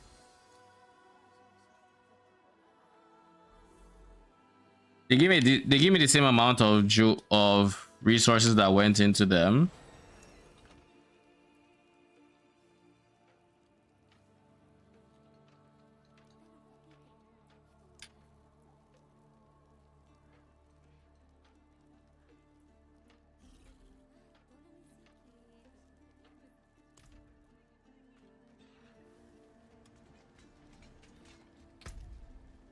Fight well, my friend. So we have Kuras under city. We have this. So we have to talk to Tyrael.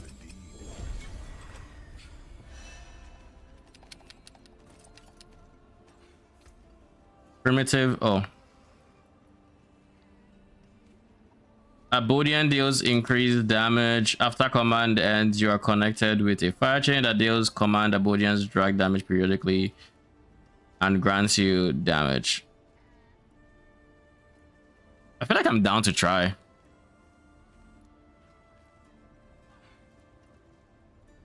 Basic skills deal. Oh, Giga attack speed. And the basic six skills is also very nice.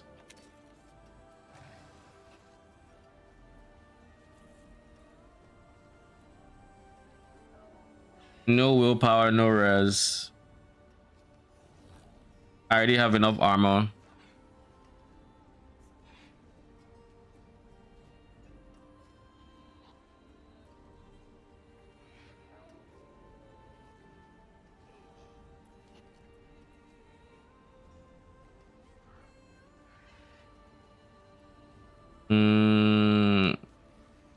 That CDR is looking good, I'll be honest, but no.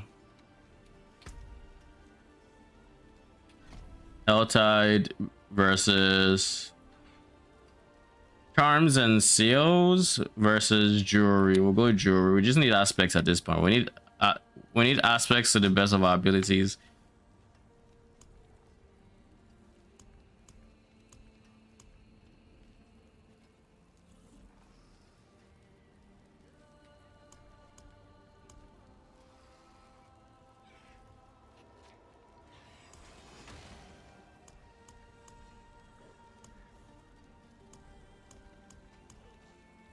My most upgraded is Undercity, unironically. And I never like Undercity.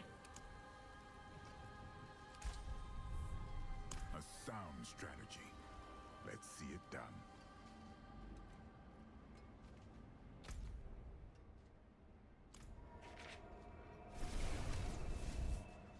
done. So I said I wanted to try the Abodian one, which means I have to switch from Agram to Abodian. But I am down to see how that feels. Almost feel like you'll be ass, bro. How much worse can it be? Agram is currently just not a great feeling skill, so how bad can it really be?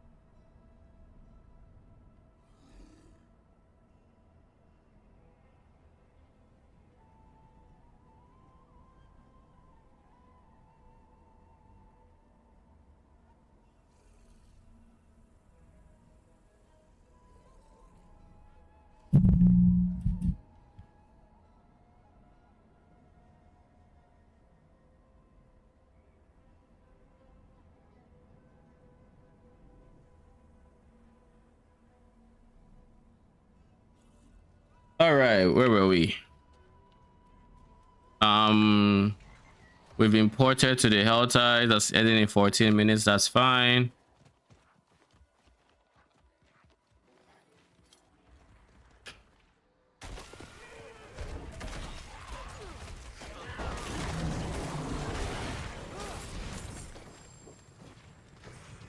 I mean, the ultimate was very unneeded, unnecessary. But I was always supposed to show dominance.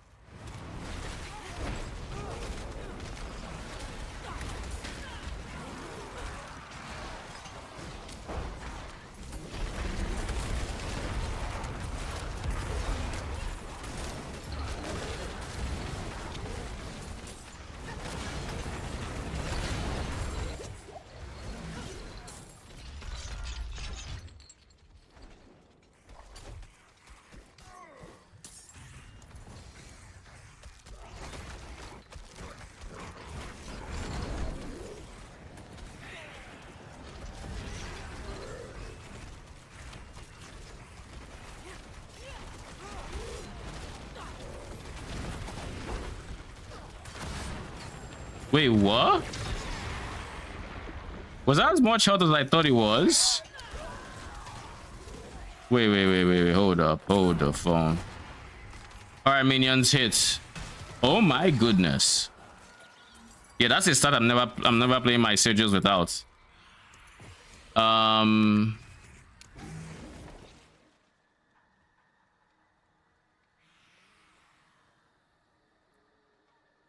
Increases the damage of Hellfire Demonology skills by this and drains stamina per second. For close Hellfire Demonology summon to extend their duration.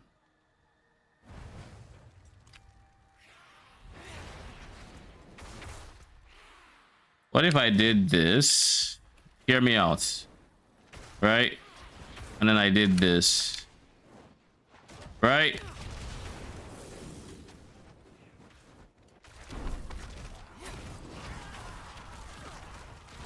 Just humor me. And then I did this.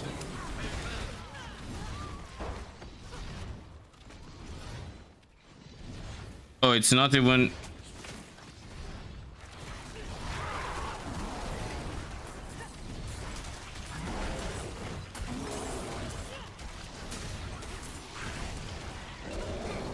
Impressive. Okay, so that one basically doesn't count.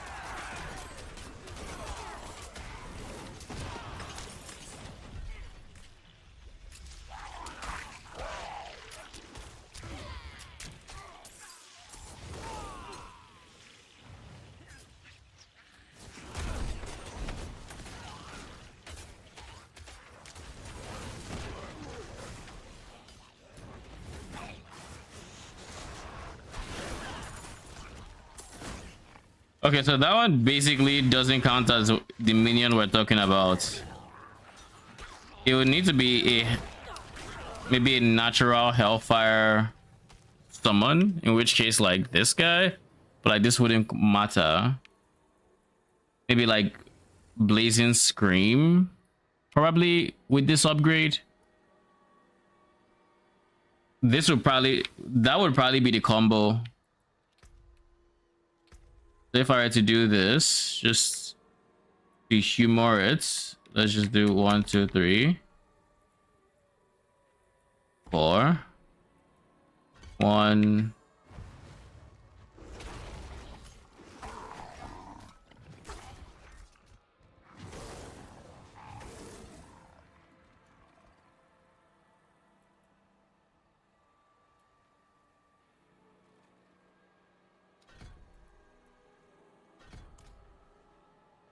So then we do,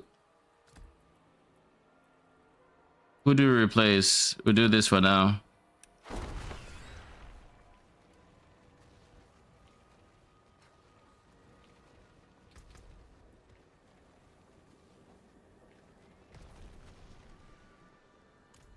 I guess it's not a demonology summon, eh? It is.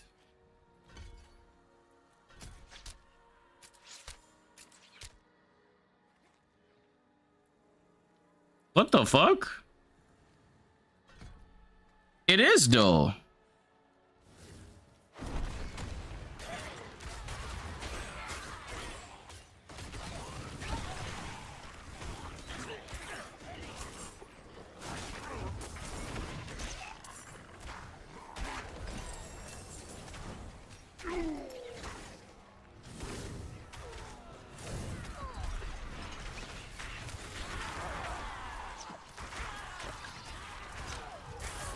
Okay, I think I've actually found a skill I want to use. What the fuck? What the actual fuck? And the duration is actually very healthy. Holy. Okay, so we stumbled on that, but I'll be using that.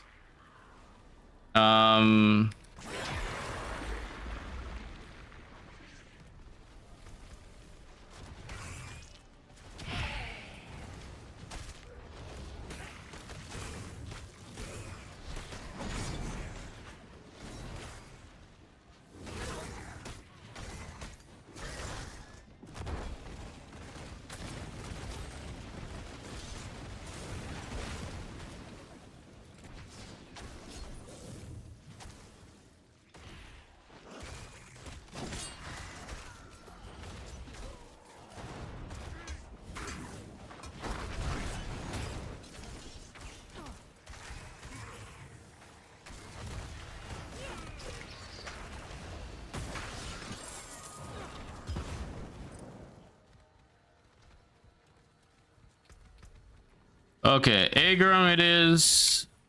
I'm done with Agram.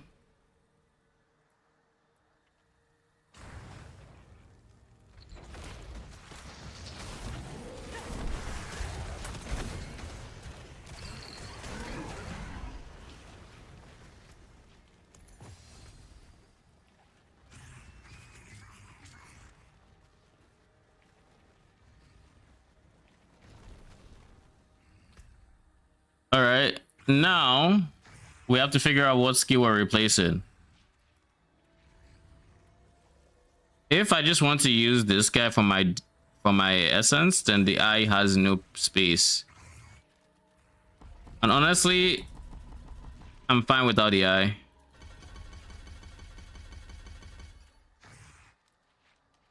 I'm fine without the eye.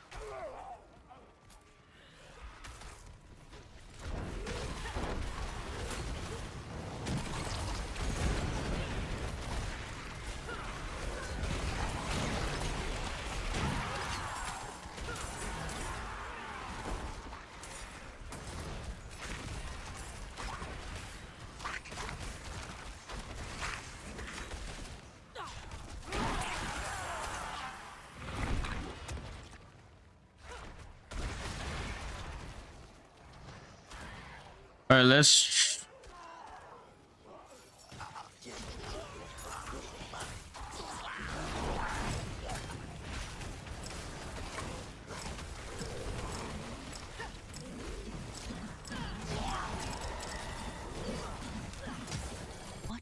I got a unique.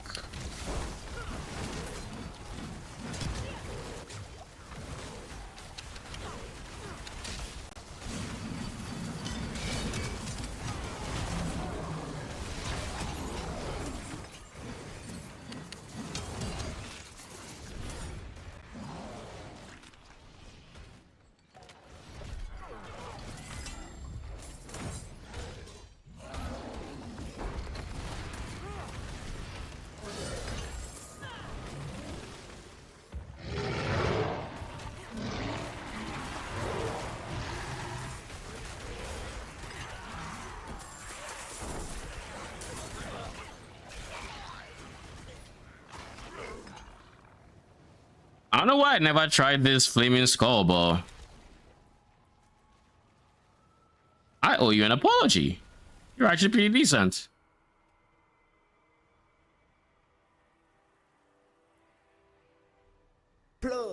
I'm back. Sawyer's doing taxes. Aye. It's done. Congrats. Thanks, okay.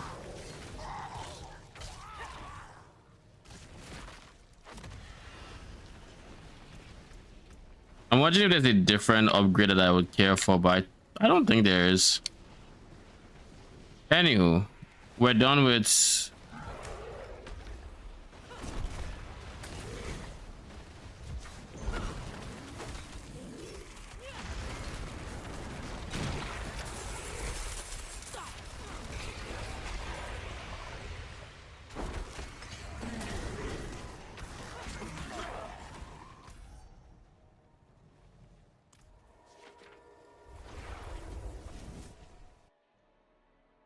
What damage would you do T8 profound, Trev?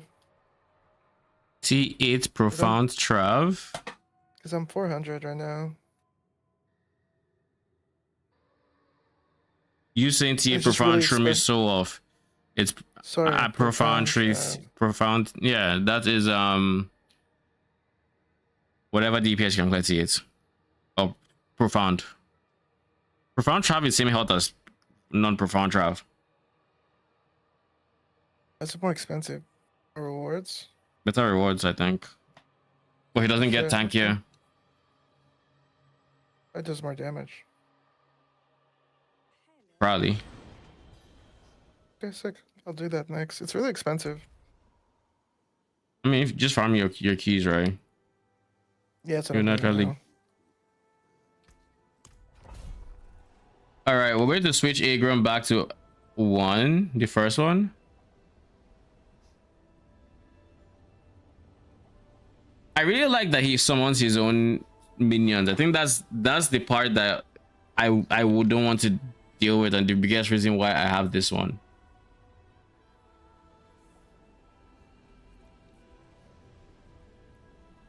But having demonology skills have multiplicative damage is big.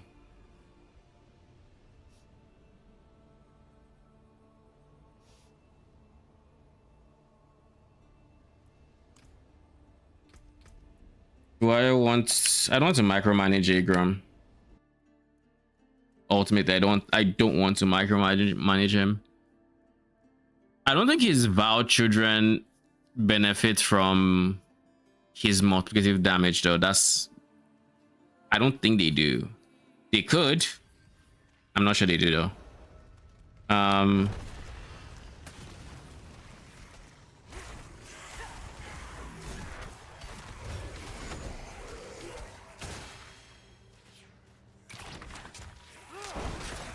Quite the challenge, eh? Alert Outlaw Compass.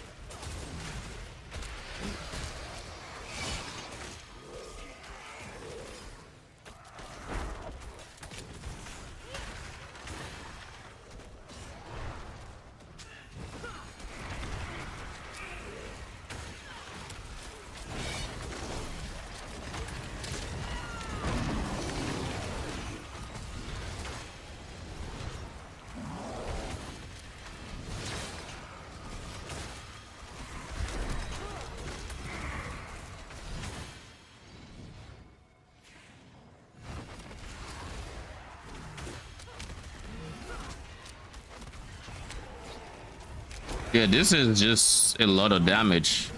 Why have I not tried this before?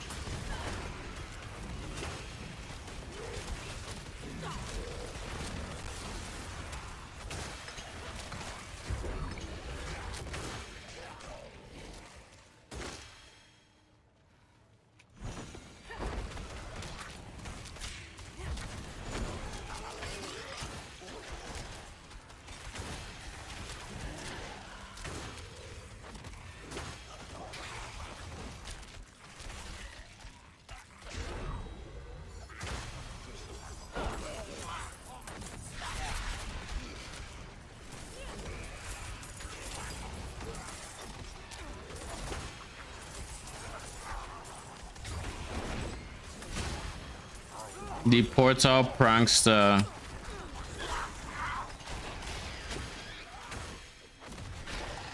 Oh, Oh, he just gives Giga under city mats or attunements.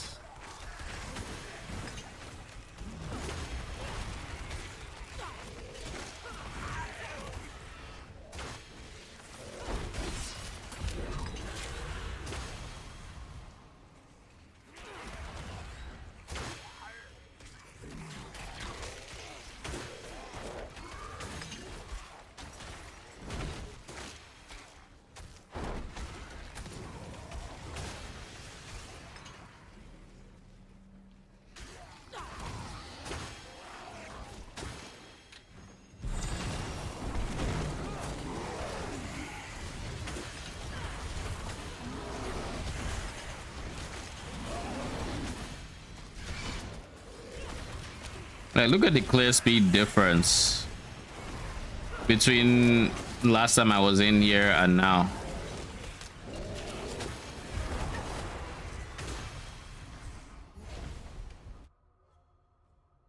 The skull is insane. Like, it's actually just insane.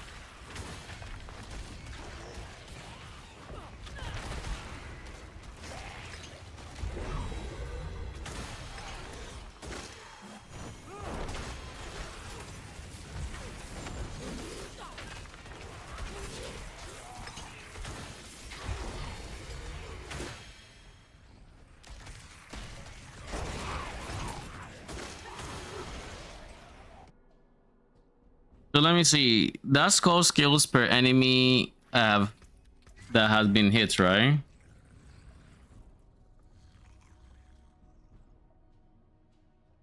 Gain 30% increased damage and speed based on your movement speed bonus.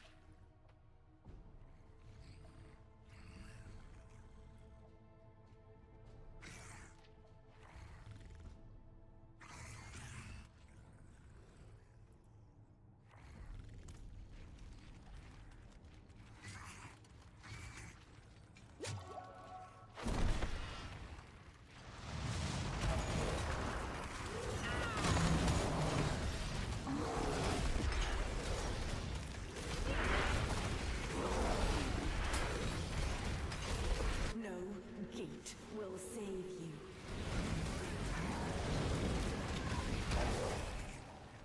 So much good I would have done. So much good.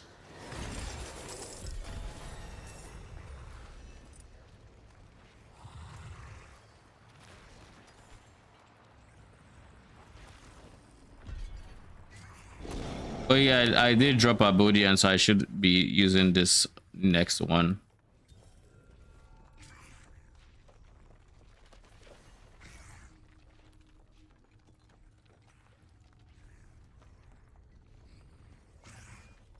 Fortify Gen life is res. +3 to bombardment. Need different life, maybe. Not really interested in that. +3 to command fallen is tempting. I lose life is a big problem here. Armor loss is fine. Willpower gain is nice. I don't want to lose life, but I think I don't have too much of a choice.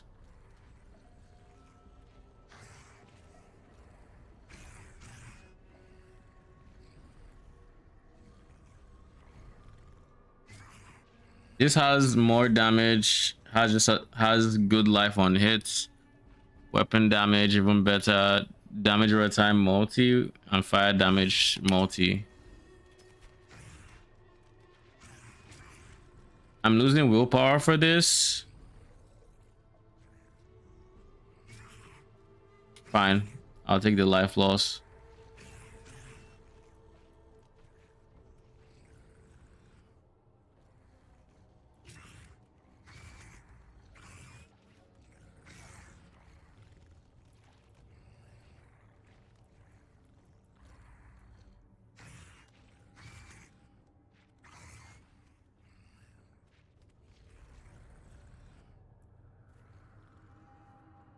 Max life resource armor.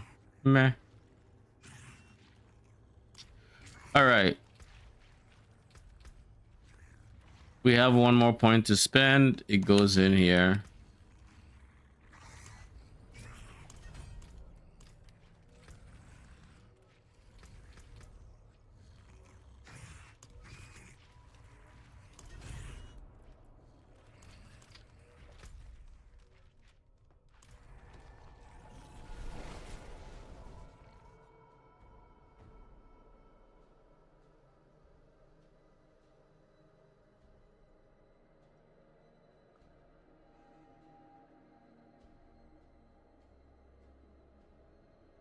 So in order for me to deterministically get the items I want, do I just have to randomly craft shit until I get what I want? Is that what the intended playstyle is now?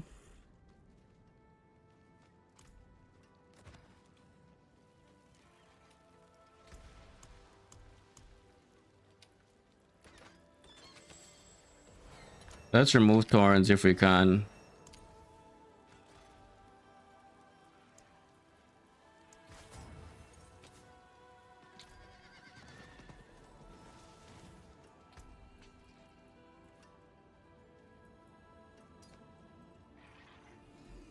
Lost a decent amount of willpower there.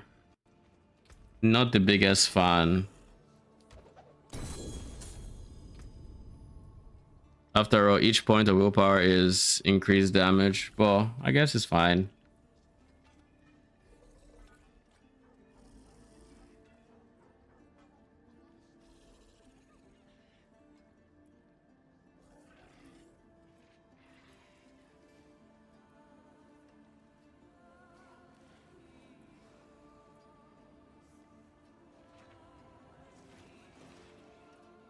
Going to destroy everything here. Nobody walks anymore.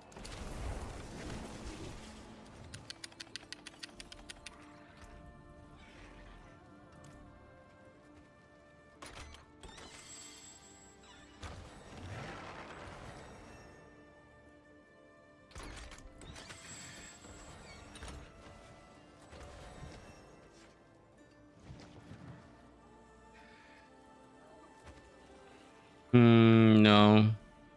Nah. That's it for that piece. All right, what do we have here? Fair or slaughter, damage reduction and multitude damage alongside DR from elites. Do I care for the multiplicative damage? It has +2 to demonology inherently.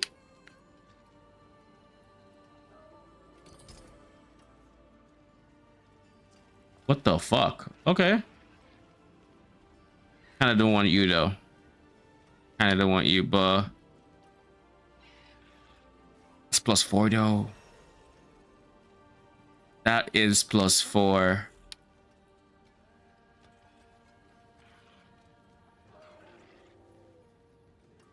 I would get rid of the gold find and bonus XP.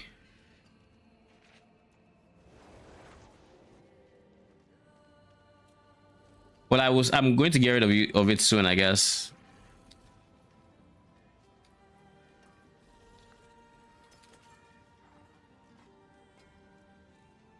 I need one that unlocks 6 charm slots.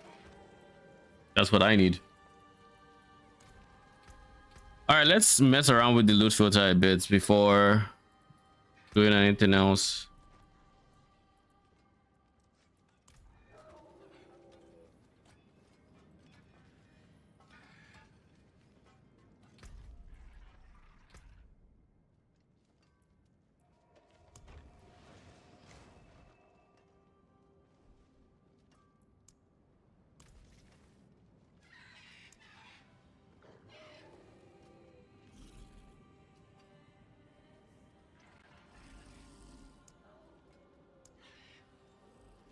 Test filter.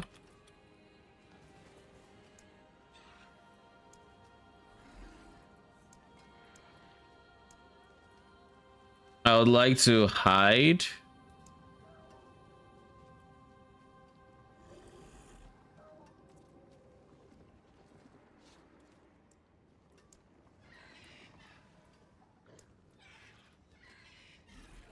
Magic and common gear.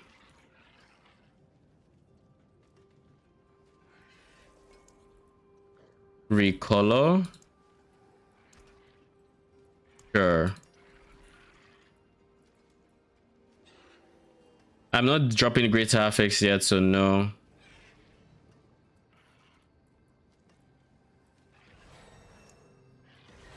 Is specific uniques.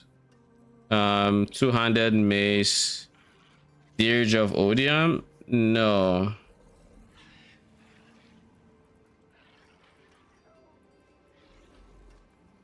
Dude, where is the 3 something? Wasn't it called the 3 something? I forget what it's called. I'm very sure it was two-handed mace. Scepter of the 3. Okay, there it is. And where is the helmet? What was that helmet called again? No, it's a chest piece. Agram something. Agram Schism.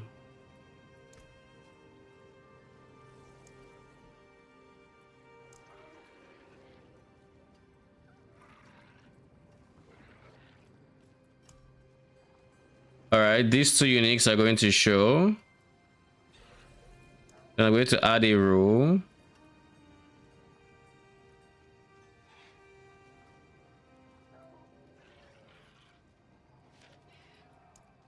Does this read from top to bottom?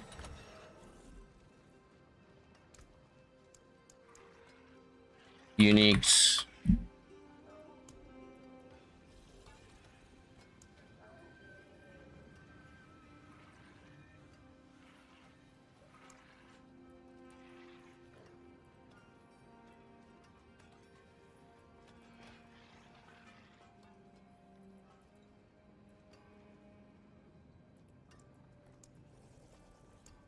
Rarity match. Basically all non-talisman.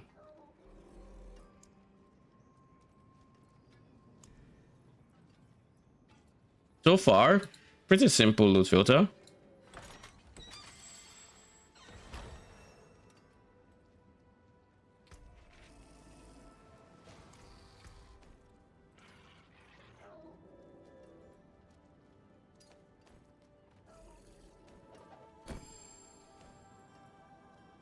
Okay. Can I buy something that is normal or magic and tests? Welcome to the Isles. What do you bring?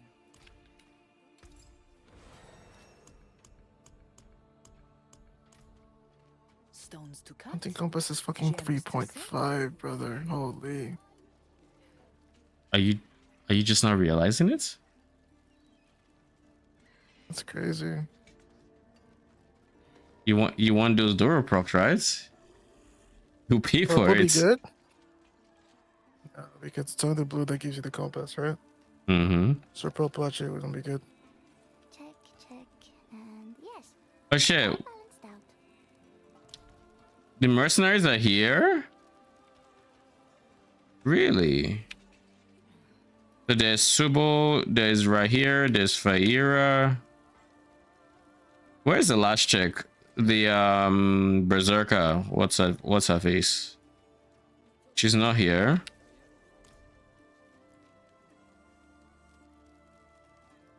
The demon as well is not here. Why are they not here? What is this favoritism?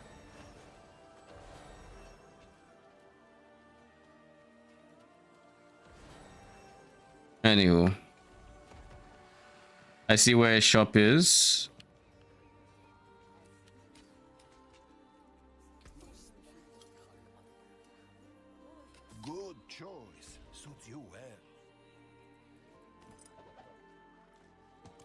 Oh, good.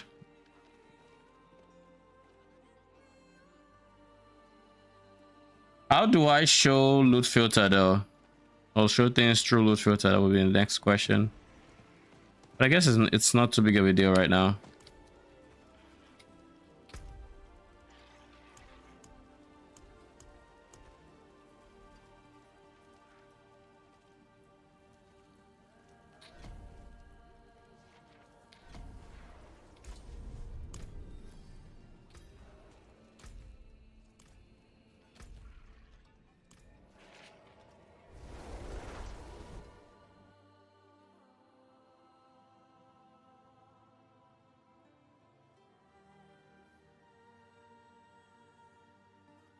Man, blasting into TLI is a drug sometimes. Man. I mean, Like it's when you're just just on that autopilot, but when you finally get there, one more map, one more map, basically just map. one more map, and they're so quick compared to like PoE. Like PoE, if you're blasting, you can get in the one more map thing, but sometimes like the maps take a while. So you're like, fuck, we had it in 3 minutes. All right, I'm done. Yeah. These maps are so quick. Think about the amount of people that just get gatekept by T7 shit. Never get to see this, and pay to win. Obviously, let's not pretend like T7 really is the main block. I mean, T7 is a block. You can obviously beat T7 easily without pay to win, but because when Ben said this in his video reviewing the game, they said, "I love that you got your bag. I wish you didn't have to lie for it." Like, bro. Lol. About what? Leaving T7? I mean, Ben's video is sponsored as fuck. Let's just say that. Remember that pop video? Yeah. Yeah. The one you didn't Imagine like? that, but Ben didn't really go past it. But to be honest, that's a very healthy perspective to give people, because the average person isn't really hitting that shit that fast. I mean, what do you want him to do? Not hit He end said game? he needed to. He did it without swiping. So he was like, "Hey, you can reach this without swiping." So what's the problem? And then they said he was lying.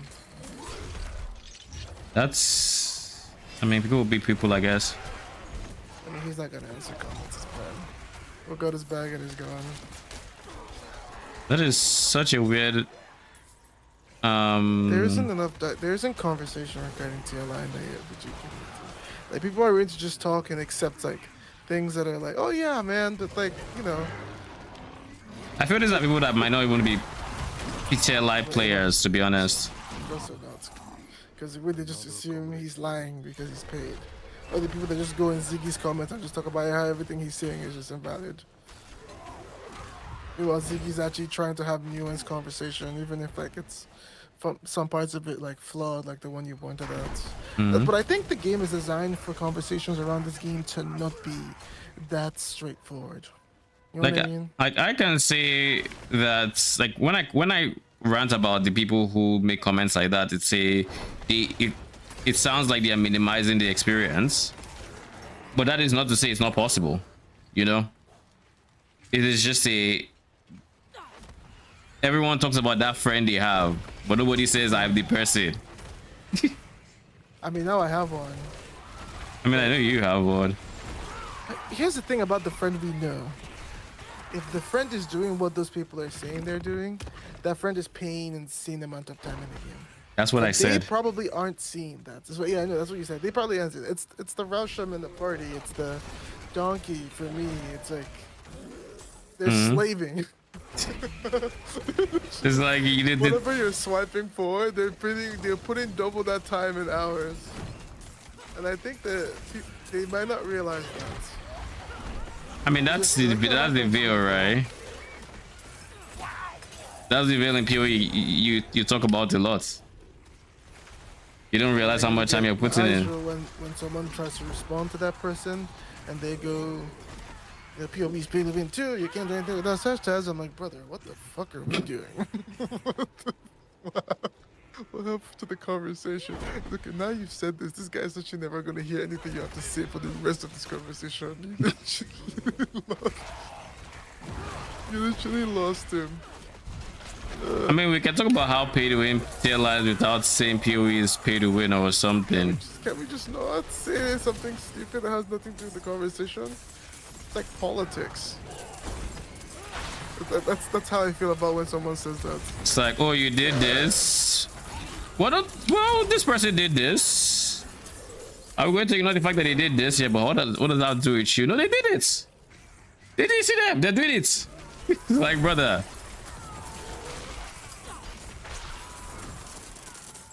Where is all this gold coming from?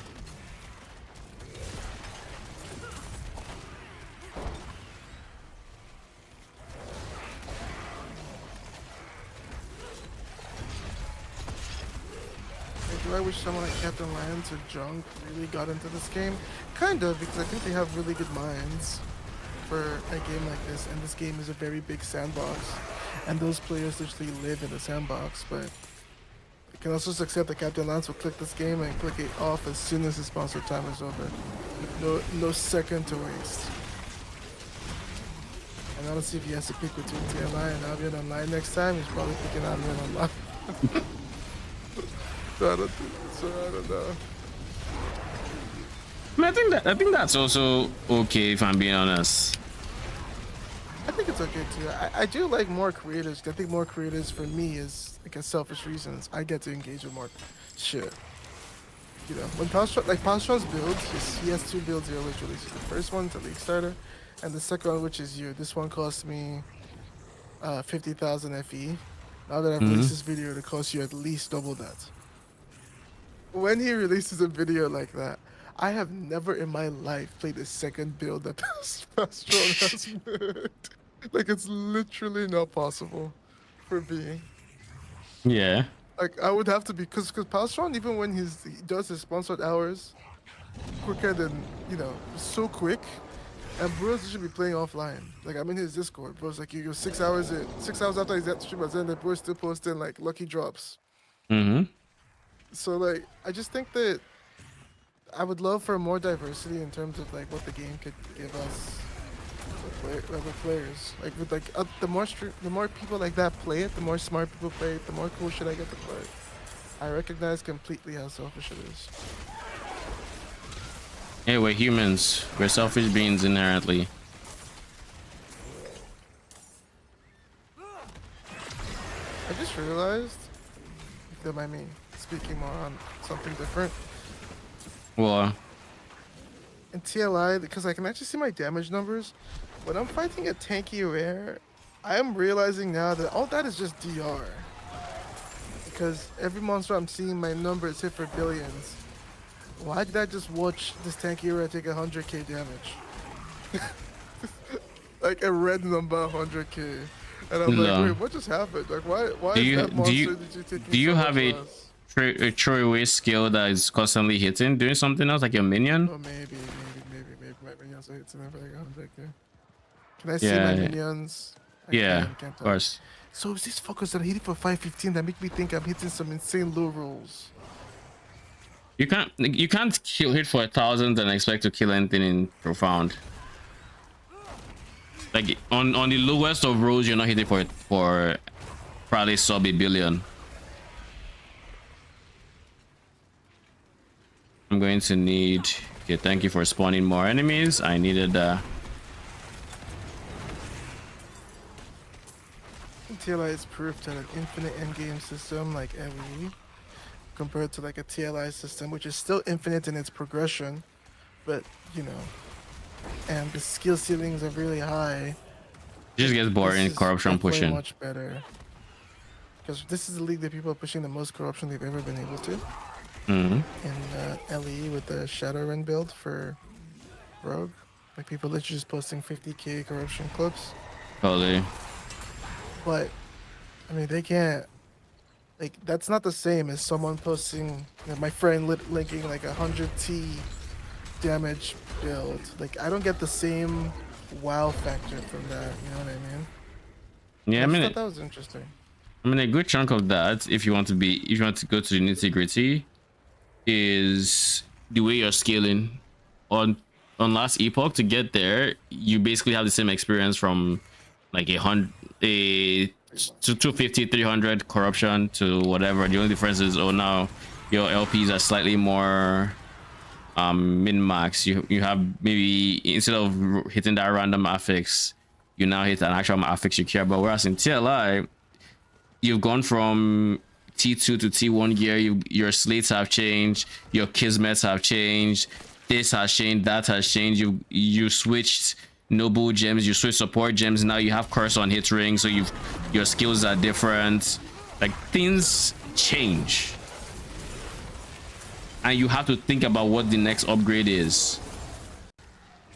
I think that's a very important thing for sure. But with Ellie, it's just a case of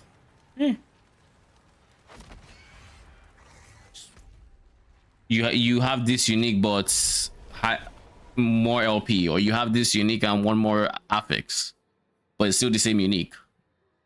Your skill tree isn't changing in any way, shape, or form.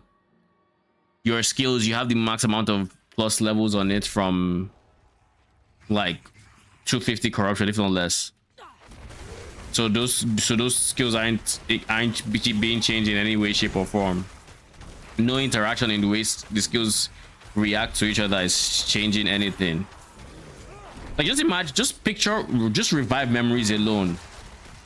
Imagine going from non-ancestral hit to ancestral hits. For me, it was Nature's Party. All of a sudden, I'm redirecting 20% of damage to Magi, and my Frost Magi are giving me 5% of my ES, missing ES per hit. But then you have to solve some shit for that, right? It's like, I mean, Is there currency. something with the downside? My Nature's Party doesn't have a downside. It's just the downside is expense. Yeah, my downside is also expense. Yeah. Yours is an upside because you want that extra cost, so it's an upside for your build in particular. I don't see it as a downside unless it's it. Like, explain.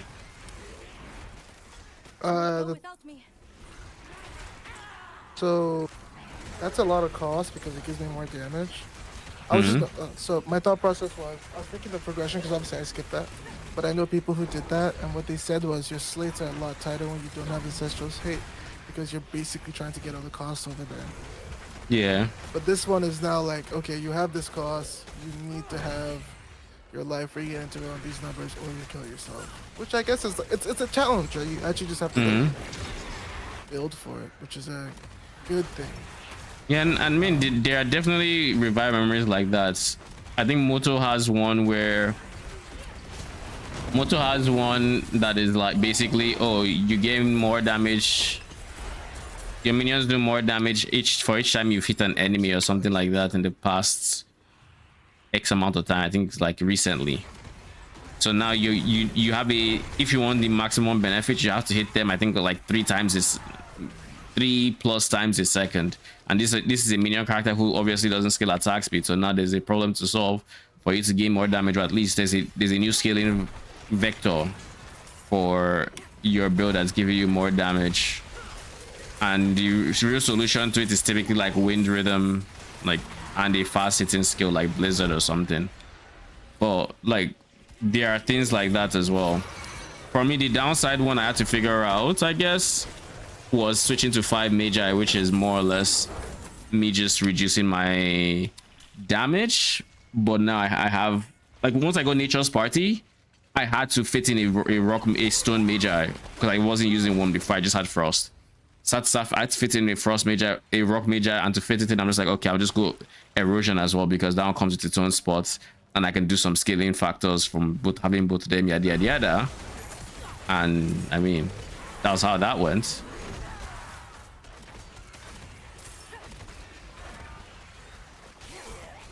But when I got the red ring in this game, I definitely felt at that moment like, holy shit, this was like, problem solving that felt like, it didn't feel like Mage Blood, because when I get a Mage Blood, problem solving Mage Blood is like, fuck, I'm buying these fast.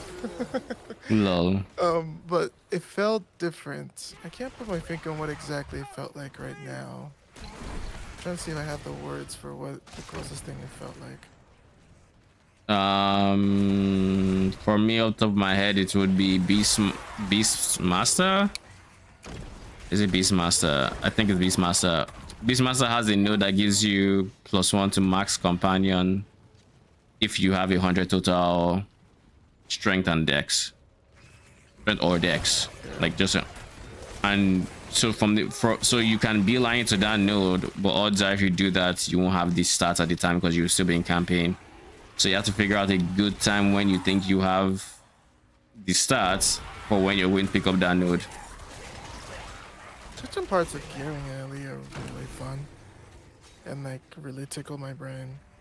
Others are just Others are meh.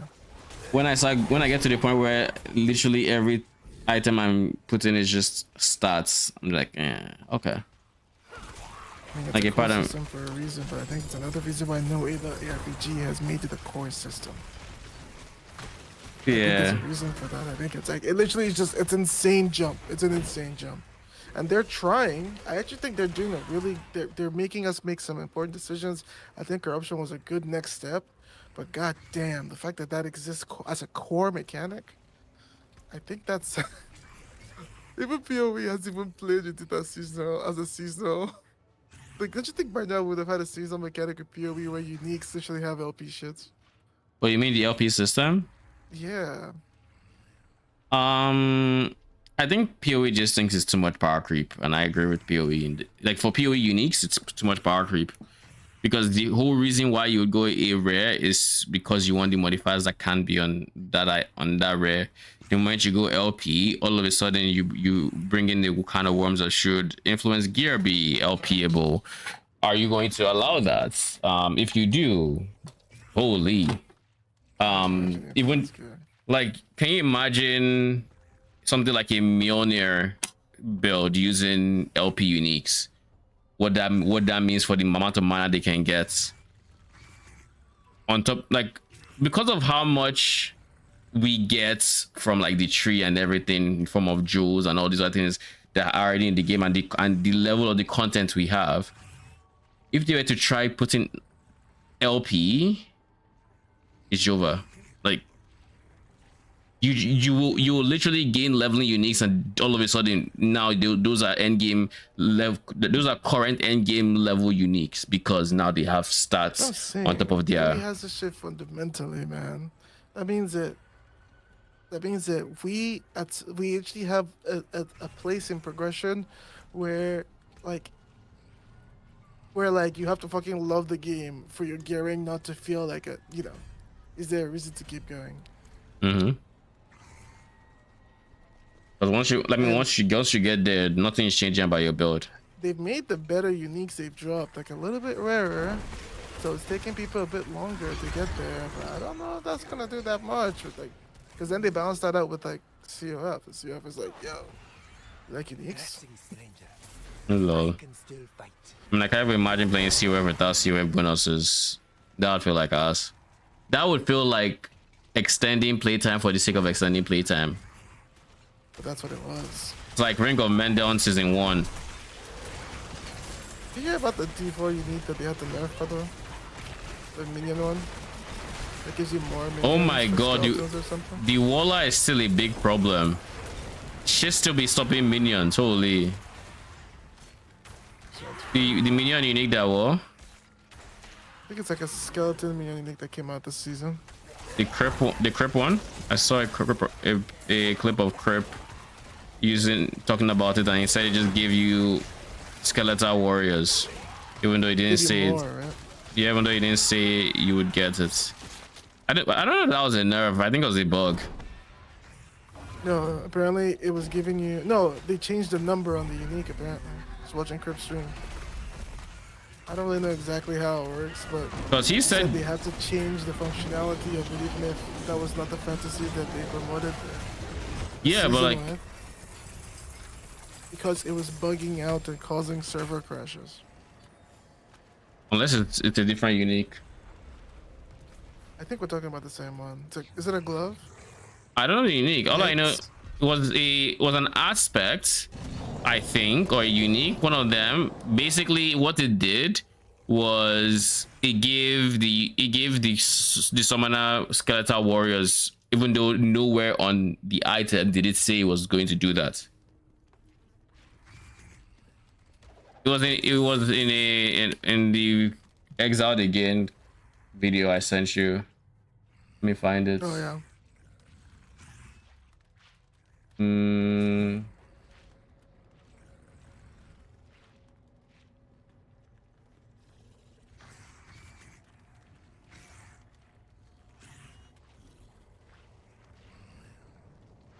D4 good.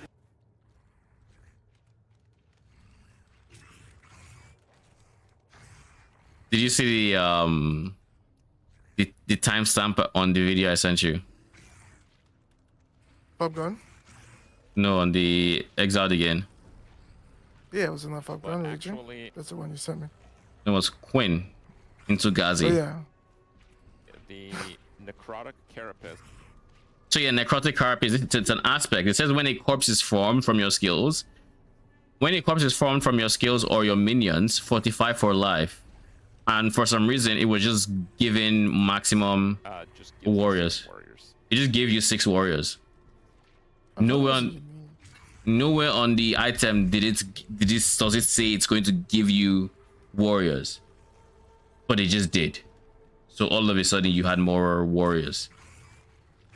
Yep. It doesn't say that it does that, but that doesn't matter. You get the warriors that Blizzard stole from you. Yes, seriously. I have been sponsored. So yeah. How often were you getting golden cages? I know I was lucky with the back-to-back, but You were lucky. I'm hoping you. I'm hoping You were lucky. that shit disappeared as fast as it came. I'm not gonna lie. You're not printing golden cages. Okay, but how often? Again, like every 30? You're getting like 1 in 100. That's been my Oh my experience. God, you're telling me I got two back-to-back. Fuck. You got lucky. Like I said, you got spooned. You just don't know it. I knew it, obviously. It's a fucking go. It wouldn't be that price if everybody else was dropping in like that. I needed that cash injection, but the problem is that shit left so fast. There's nothing left. I bought 30 maps, I rolled, and that was it, man. Itching my face with the Dave Chappelle, like me, and like trying to get a little bit more. You got any more with I can get dopamine? one to drop.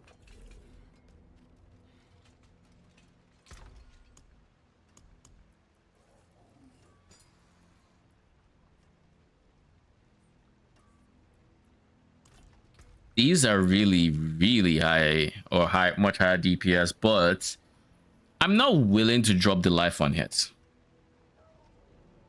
So unless you, as the rare-handed mace, will take life on hits, which I don't know what you would replace. Probably willpower, if I'm being honest. It's that easy. All right. While we're here, it's funny playing this game right now because at this point, I have like literally zero idea what is good and what isn't. Like, I don't know what the cap of item power is anymore. I don't know what the experience should be like at any stage of the game. It's just I don't know anything. Really? Am I? I think you would a little bit, yeah. I think you might make it till Monday. Just depends how much time you put in. My upstream hours are going to TLI. That's much I know.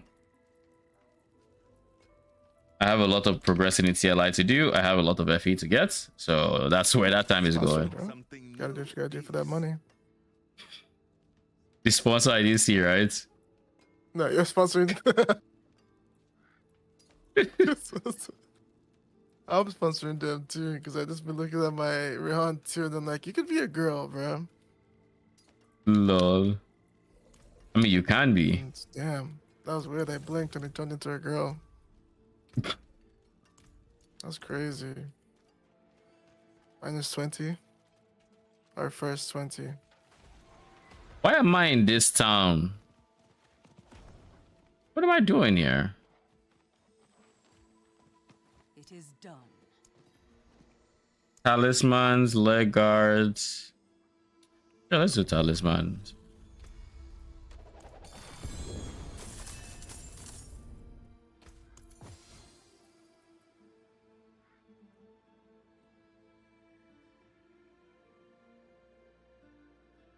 Wait, the base affixes are random? This one has all stats and bonus skill XP, so best believe it is replacing the Malore that I already have.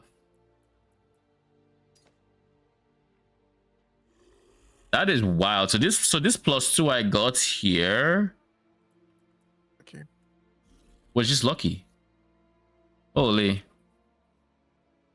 That means it can actually roll on any of these guys too. Holy, okay. Cool. I like that. All right. We're supposed to teleport to Tyrael. I feel like I just pressed teleport to town button. That's what happened. That's how I ended up where I did.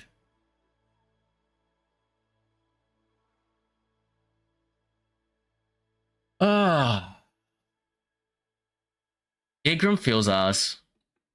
Please. And I don't know. Actually, I don't know how they can help him. Make him not feel us.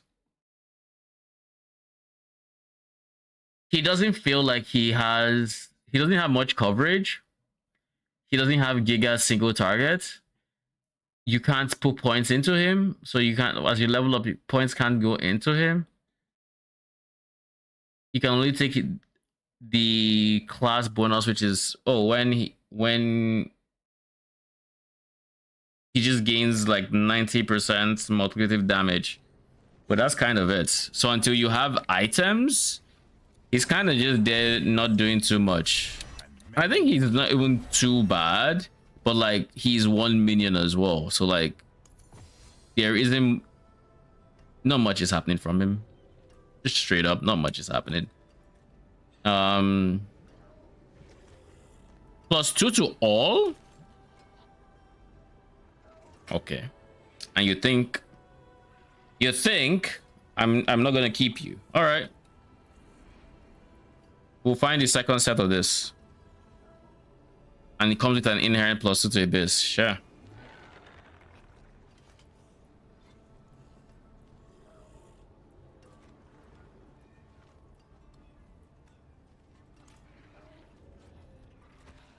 One thing I like about the charm system is now you can make a movement speed loadout where you're doing content that is very, very weak for you. All right, chuck in all movement speed, seals and charms, and let it rip. And I think that's a level of customization to your farm, whatever that may be. That is nice that it exists.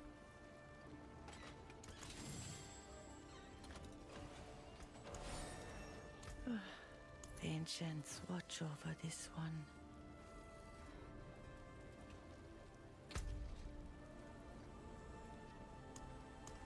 All right, we have Helltide upgrade.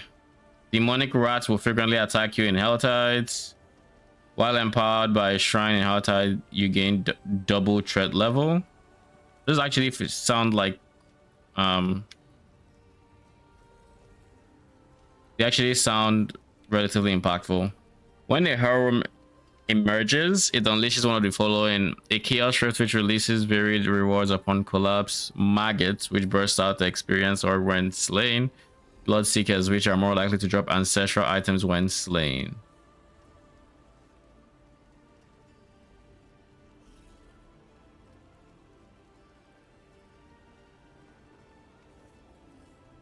I'm inclined to go for the Hellworm because of that ancestral items. In any case though, I want to do the capstone. So let's go do the capstone. We need to switch to penitence, I think.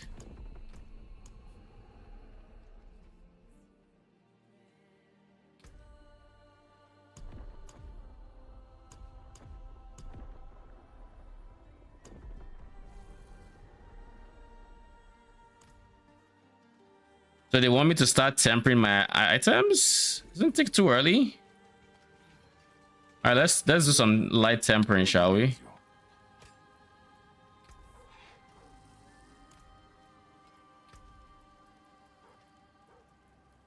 They're just lucky hits. I'm not interested in that.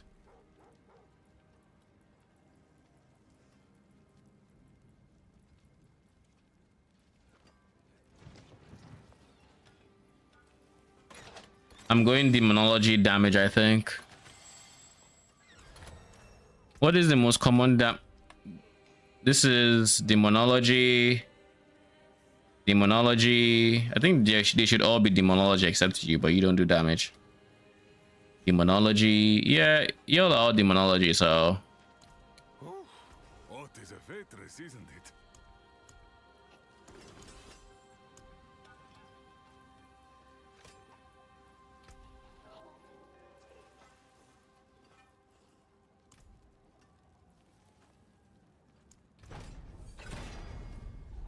So you just get to choose the temper. No RNG except the roll range. Really? I almost feel like saying, where's the catch?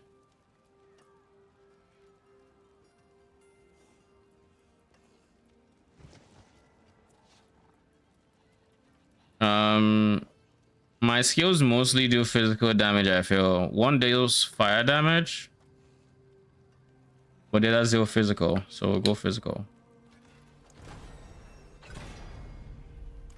More loyal friends you'll not find.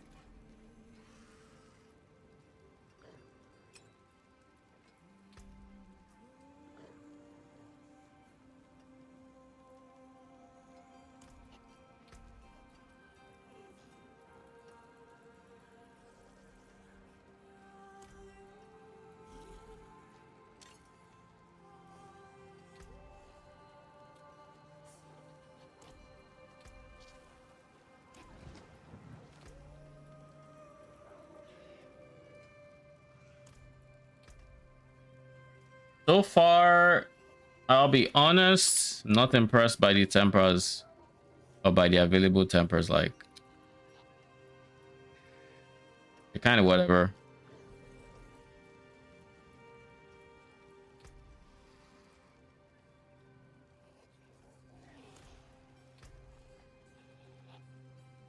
If I go resource cost reduction, that is not going to reduce. I guess this is a decent spot to test.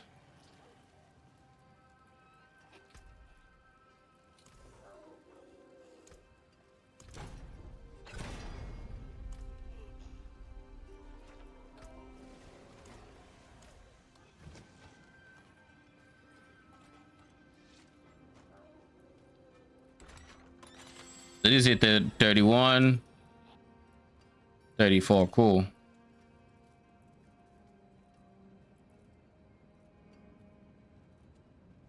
Yeah, dominance is just not considered a resource, is what that means. If it's still the same 30, you can't, it's not considered a resource. It's something else entirely, I guess.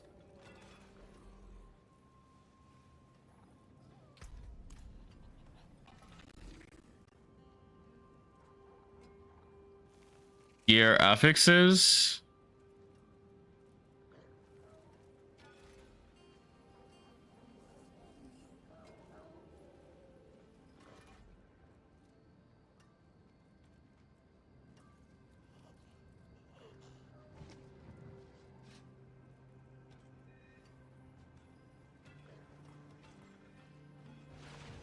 There's literally no dominance.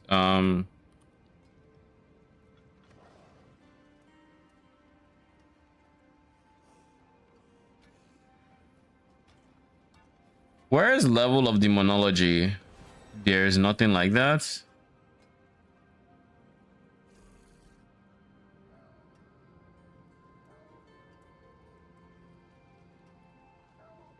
That can't be right.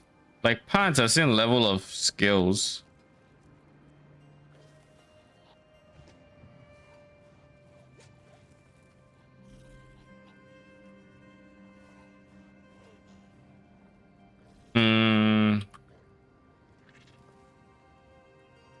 This page is useless.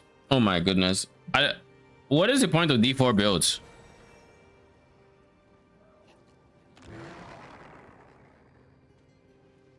They are in such an awful spot compared to where they were seasons ago with information. Like, actually, what the fuck?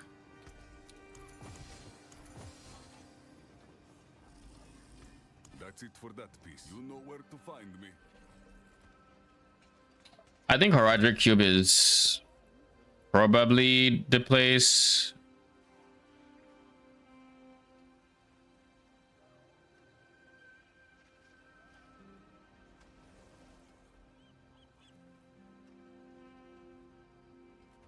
Where I'm sleeping on the most, which is I probably need to do a lot of these. Well, not a lot. I have to primordial dust. But I probably need to do stuff to like get or this, either or, to be able to get the legendary in question. I guess if I'm going the mace,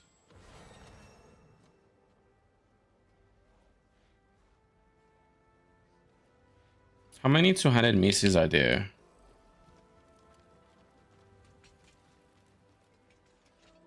Let me just try some real quick.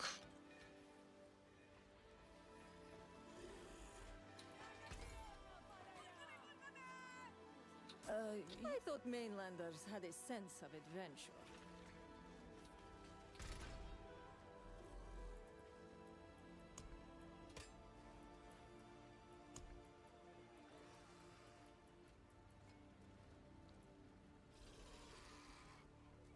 It has to be a common item,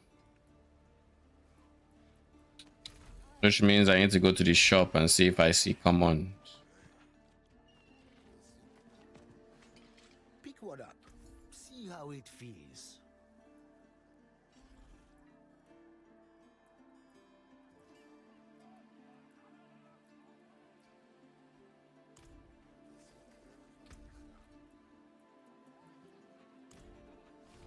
Is there a way to make an item common?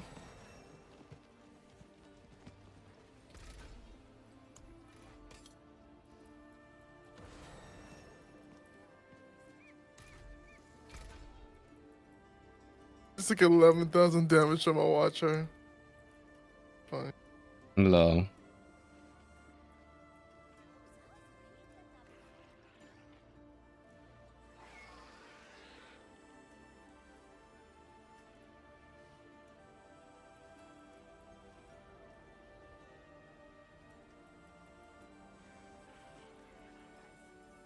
Okay, I think there's just nothing I can do there.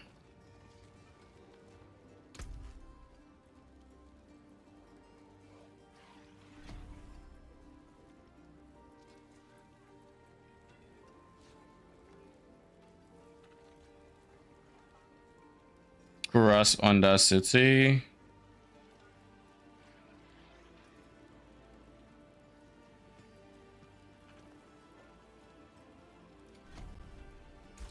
Go. I will see you again soon. All right. So that means, honestly, my loot filter.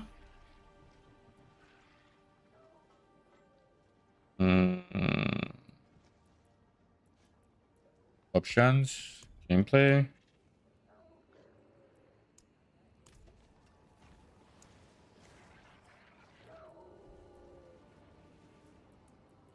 Recolor.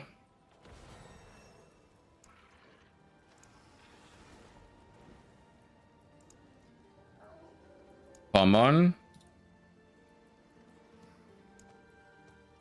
Two-handed mace. Or chests. Well, mace. Chests has more uniques. Recolor to... What am I trying to... I'm trying to make it unique. I'll just make it blue.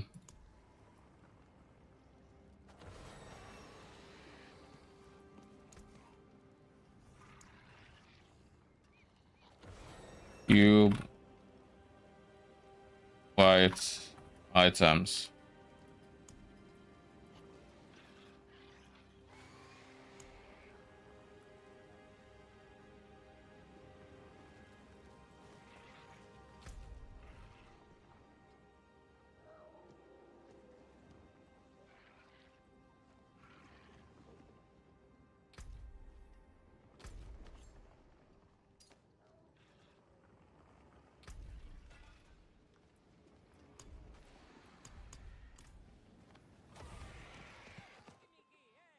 Anyways, we are. I said I wanted to try the capstone, so let's try the capstone, shall we?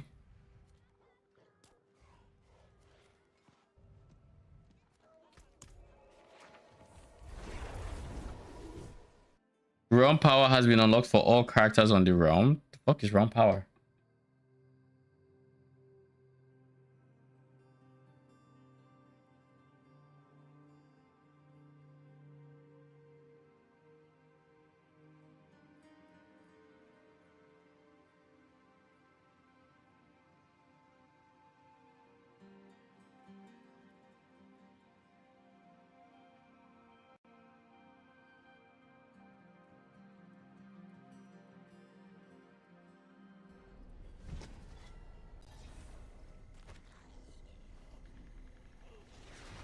One skill point. It's basically just a skill point. Okay.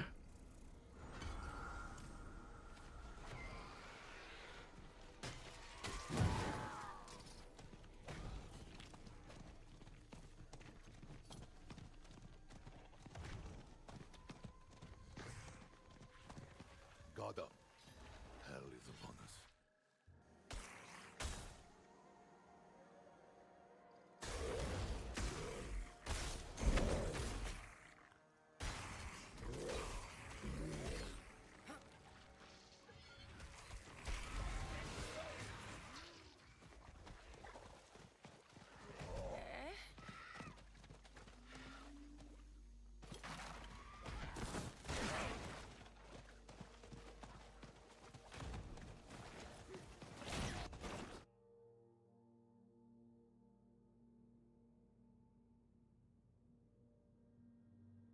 Let's see what this is like. There's a decent chance we might not be able to finish this, but we'll see.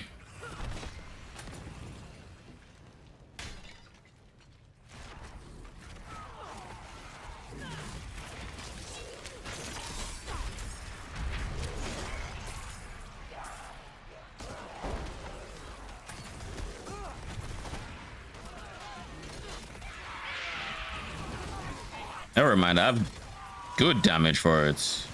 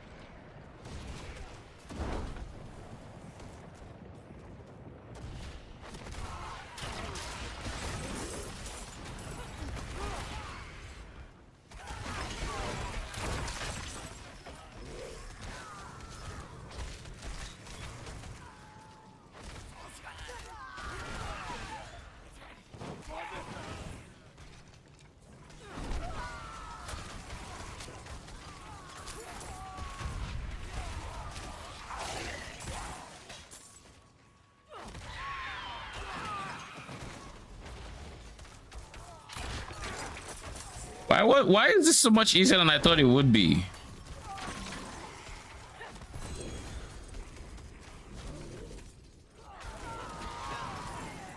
How much is Abaddon hitting for?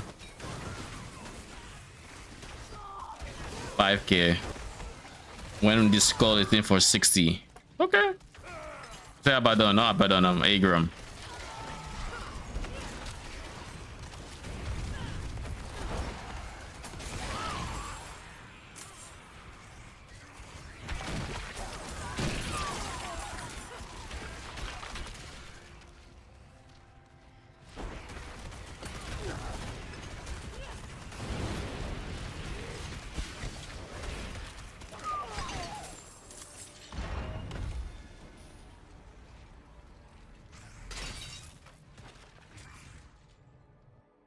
Why is it gray?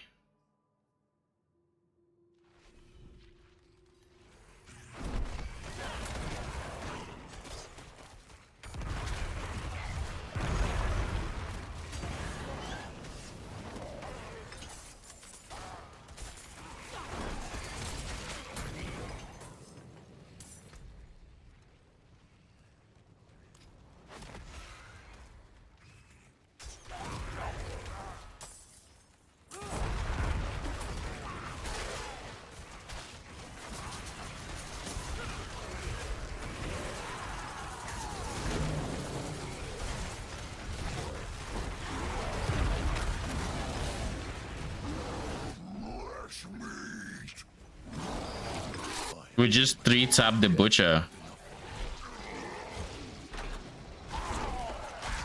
Okay.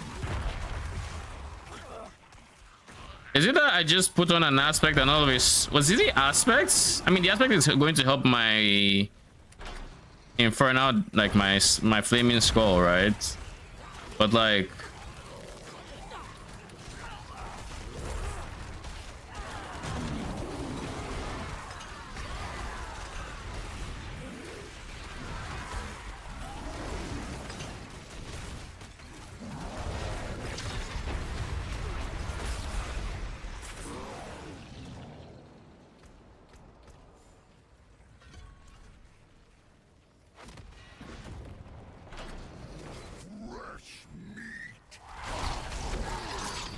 there's another butcher.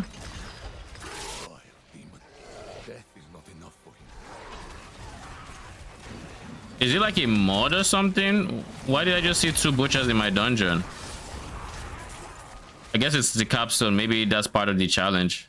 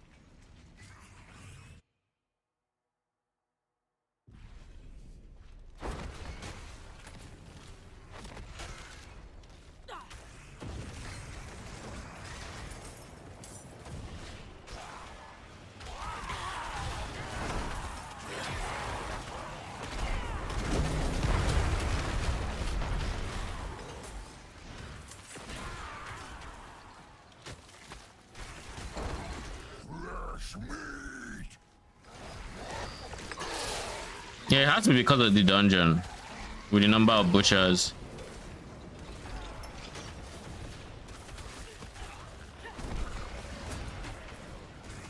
Quite the challenge, eh?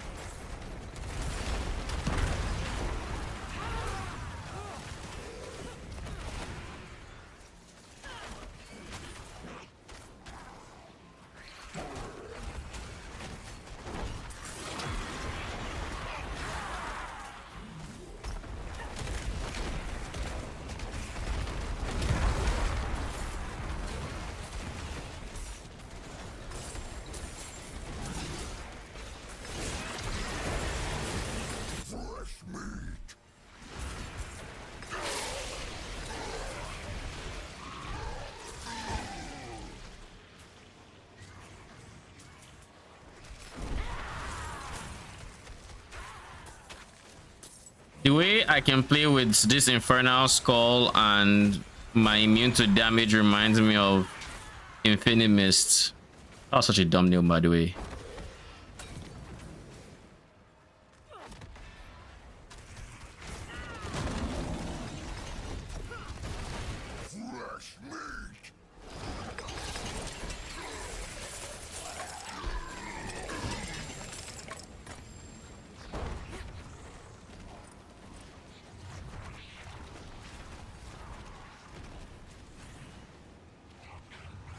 Alright. New world tier system awaits you. The pit and tower are now available at... Torment unlocks new content and rewards with skill in both challenges and riches. Cool.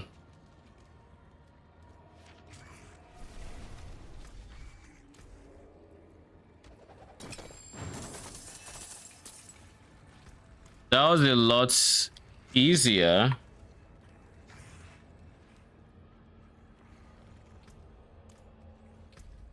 Let me check. That was a lot easier than I would have guessed. Where is loot filter? Toggle loot filter.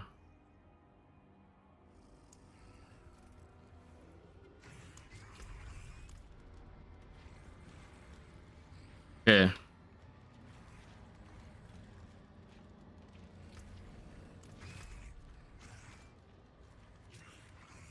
That was way easier than I thought.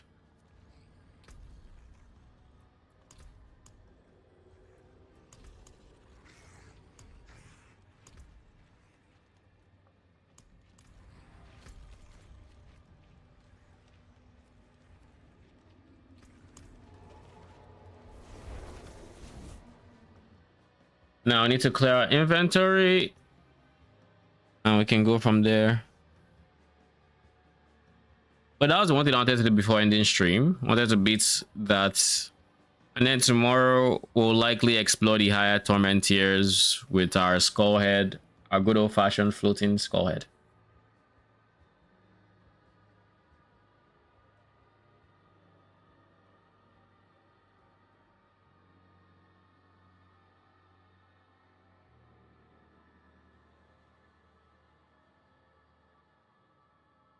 I think I should also just check out its other upgrades too, because I might be sleeping on them like I slept on the skill itself, so we'll see. The other ones wouldn't be summons. They wouldn't be summons, so they might not benefit from some of the modifiers I'm taking advantage of, but I don't really have summon specific modifiers yet, I think. Not yet.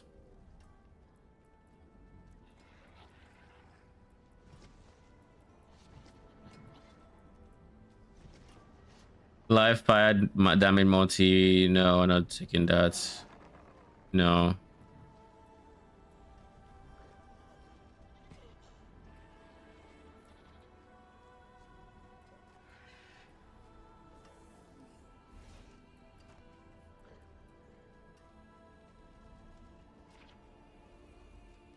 Willpower, max life. So long as this doesn't have attack speed, I'm not interested.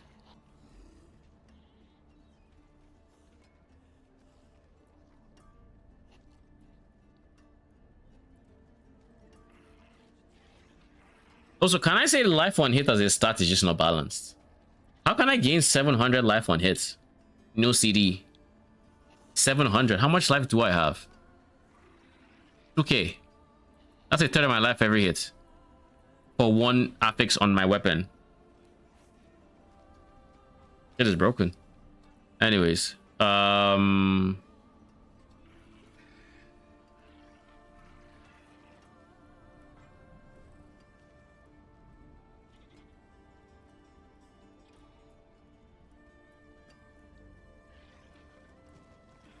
Demon Form grants 20% DR plus additional for 5 seconds anytime you take fire damage. Up to 9%. So it could be 29% DR in the best case scenario, and I guess we would want to somehow inflict fire damage on ourselves, which abilities that do that to then gain the full 29% DR. And that's cool and all. I'm not going to use this because it's missing res. I lose too much res to switch to this.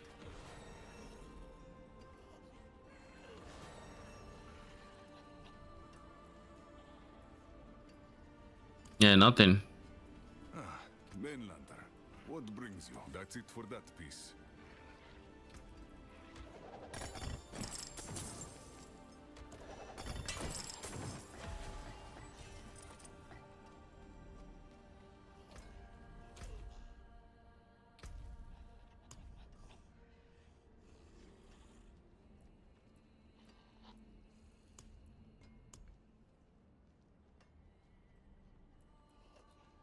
Seasoned Blessing.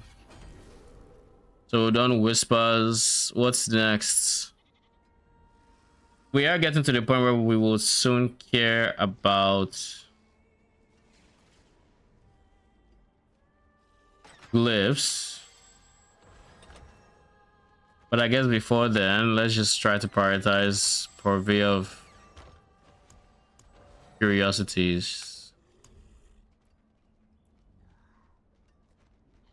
Enclave of Darkness in or unlock access to rank 4.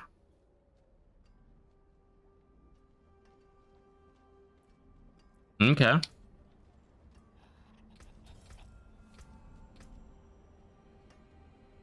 I was watching what the fuck is this? Then I remembered this is war plans. I did the war plan tree. I don't know that I need to always be able to have access to it if I'm being honest, but I guess I won't say no to more access.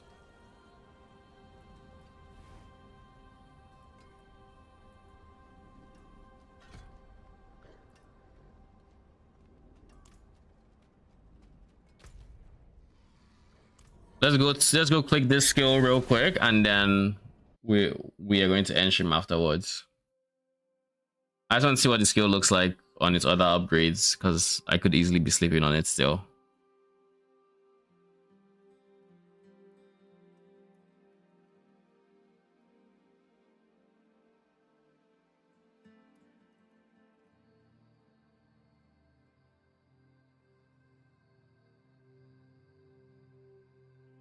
I didn't make a lot for the next map run, but we're here.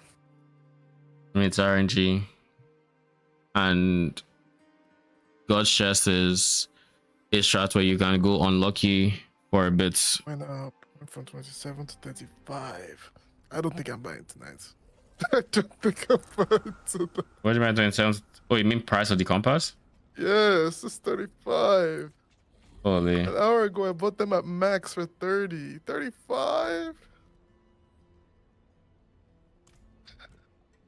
07. Switch this and this. I guess Android. All right, let's see.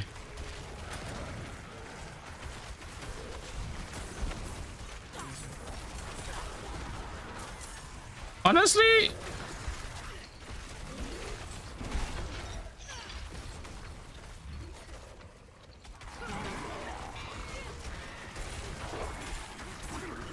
is someone there?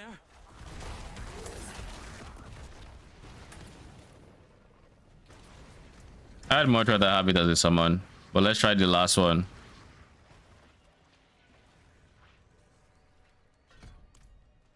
Please, I need your help. I can't see.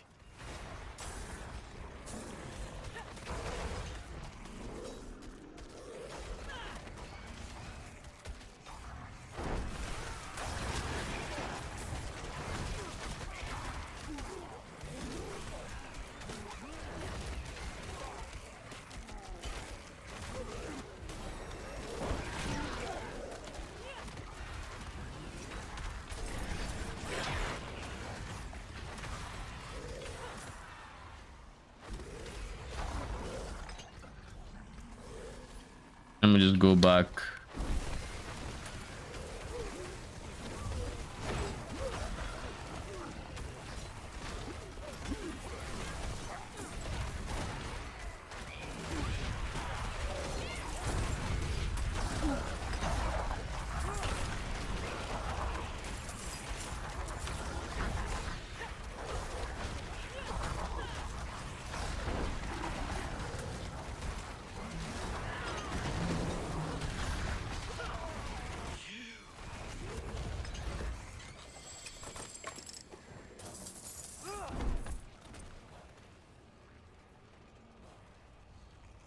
Someone is doing maiden.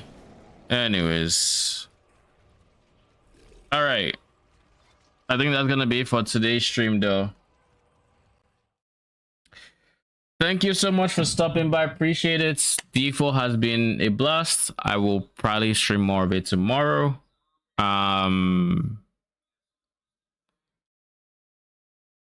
we'll see how I feel about the progression system when I get further into progression. But till then,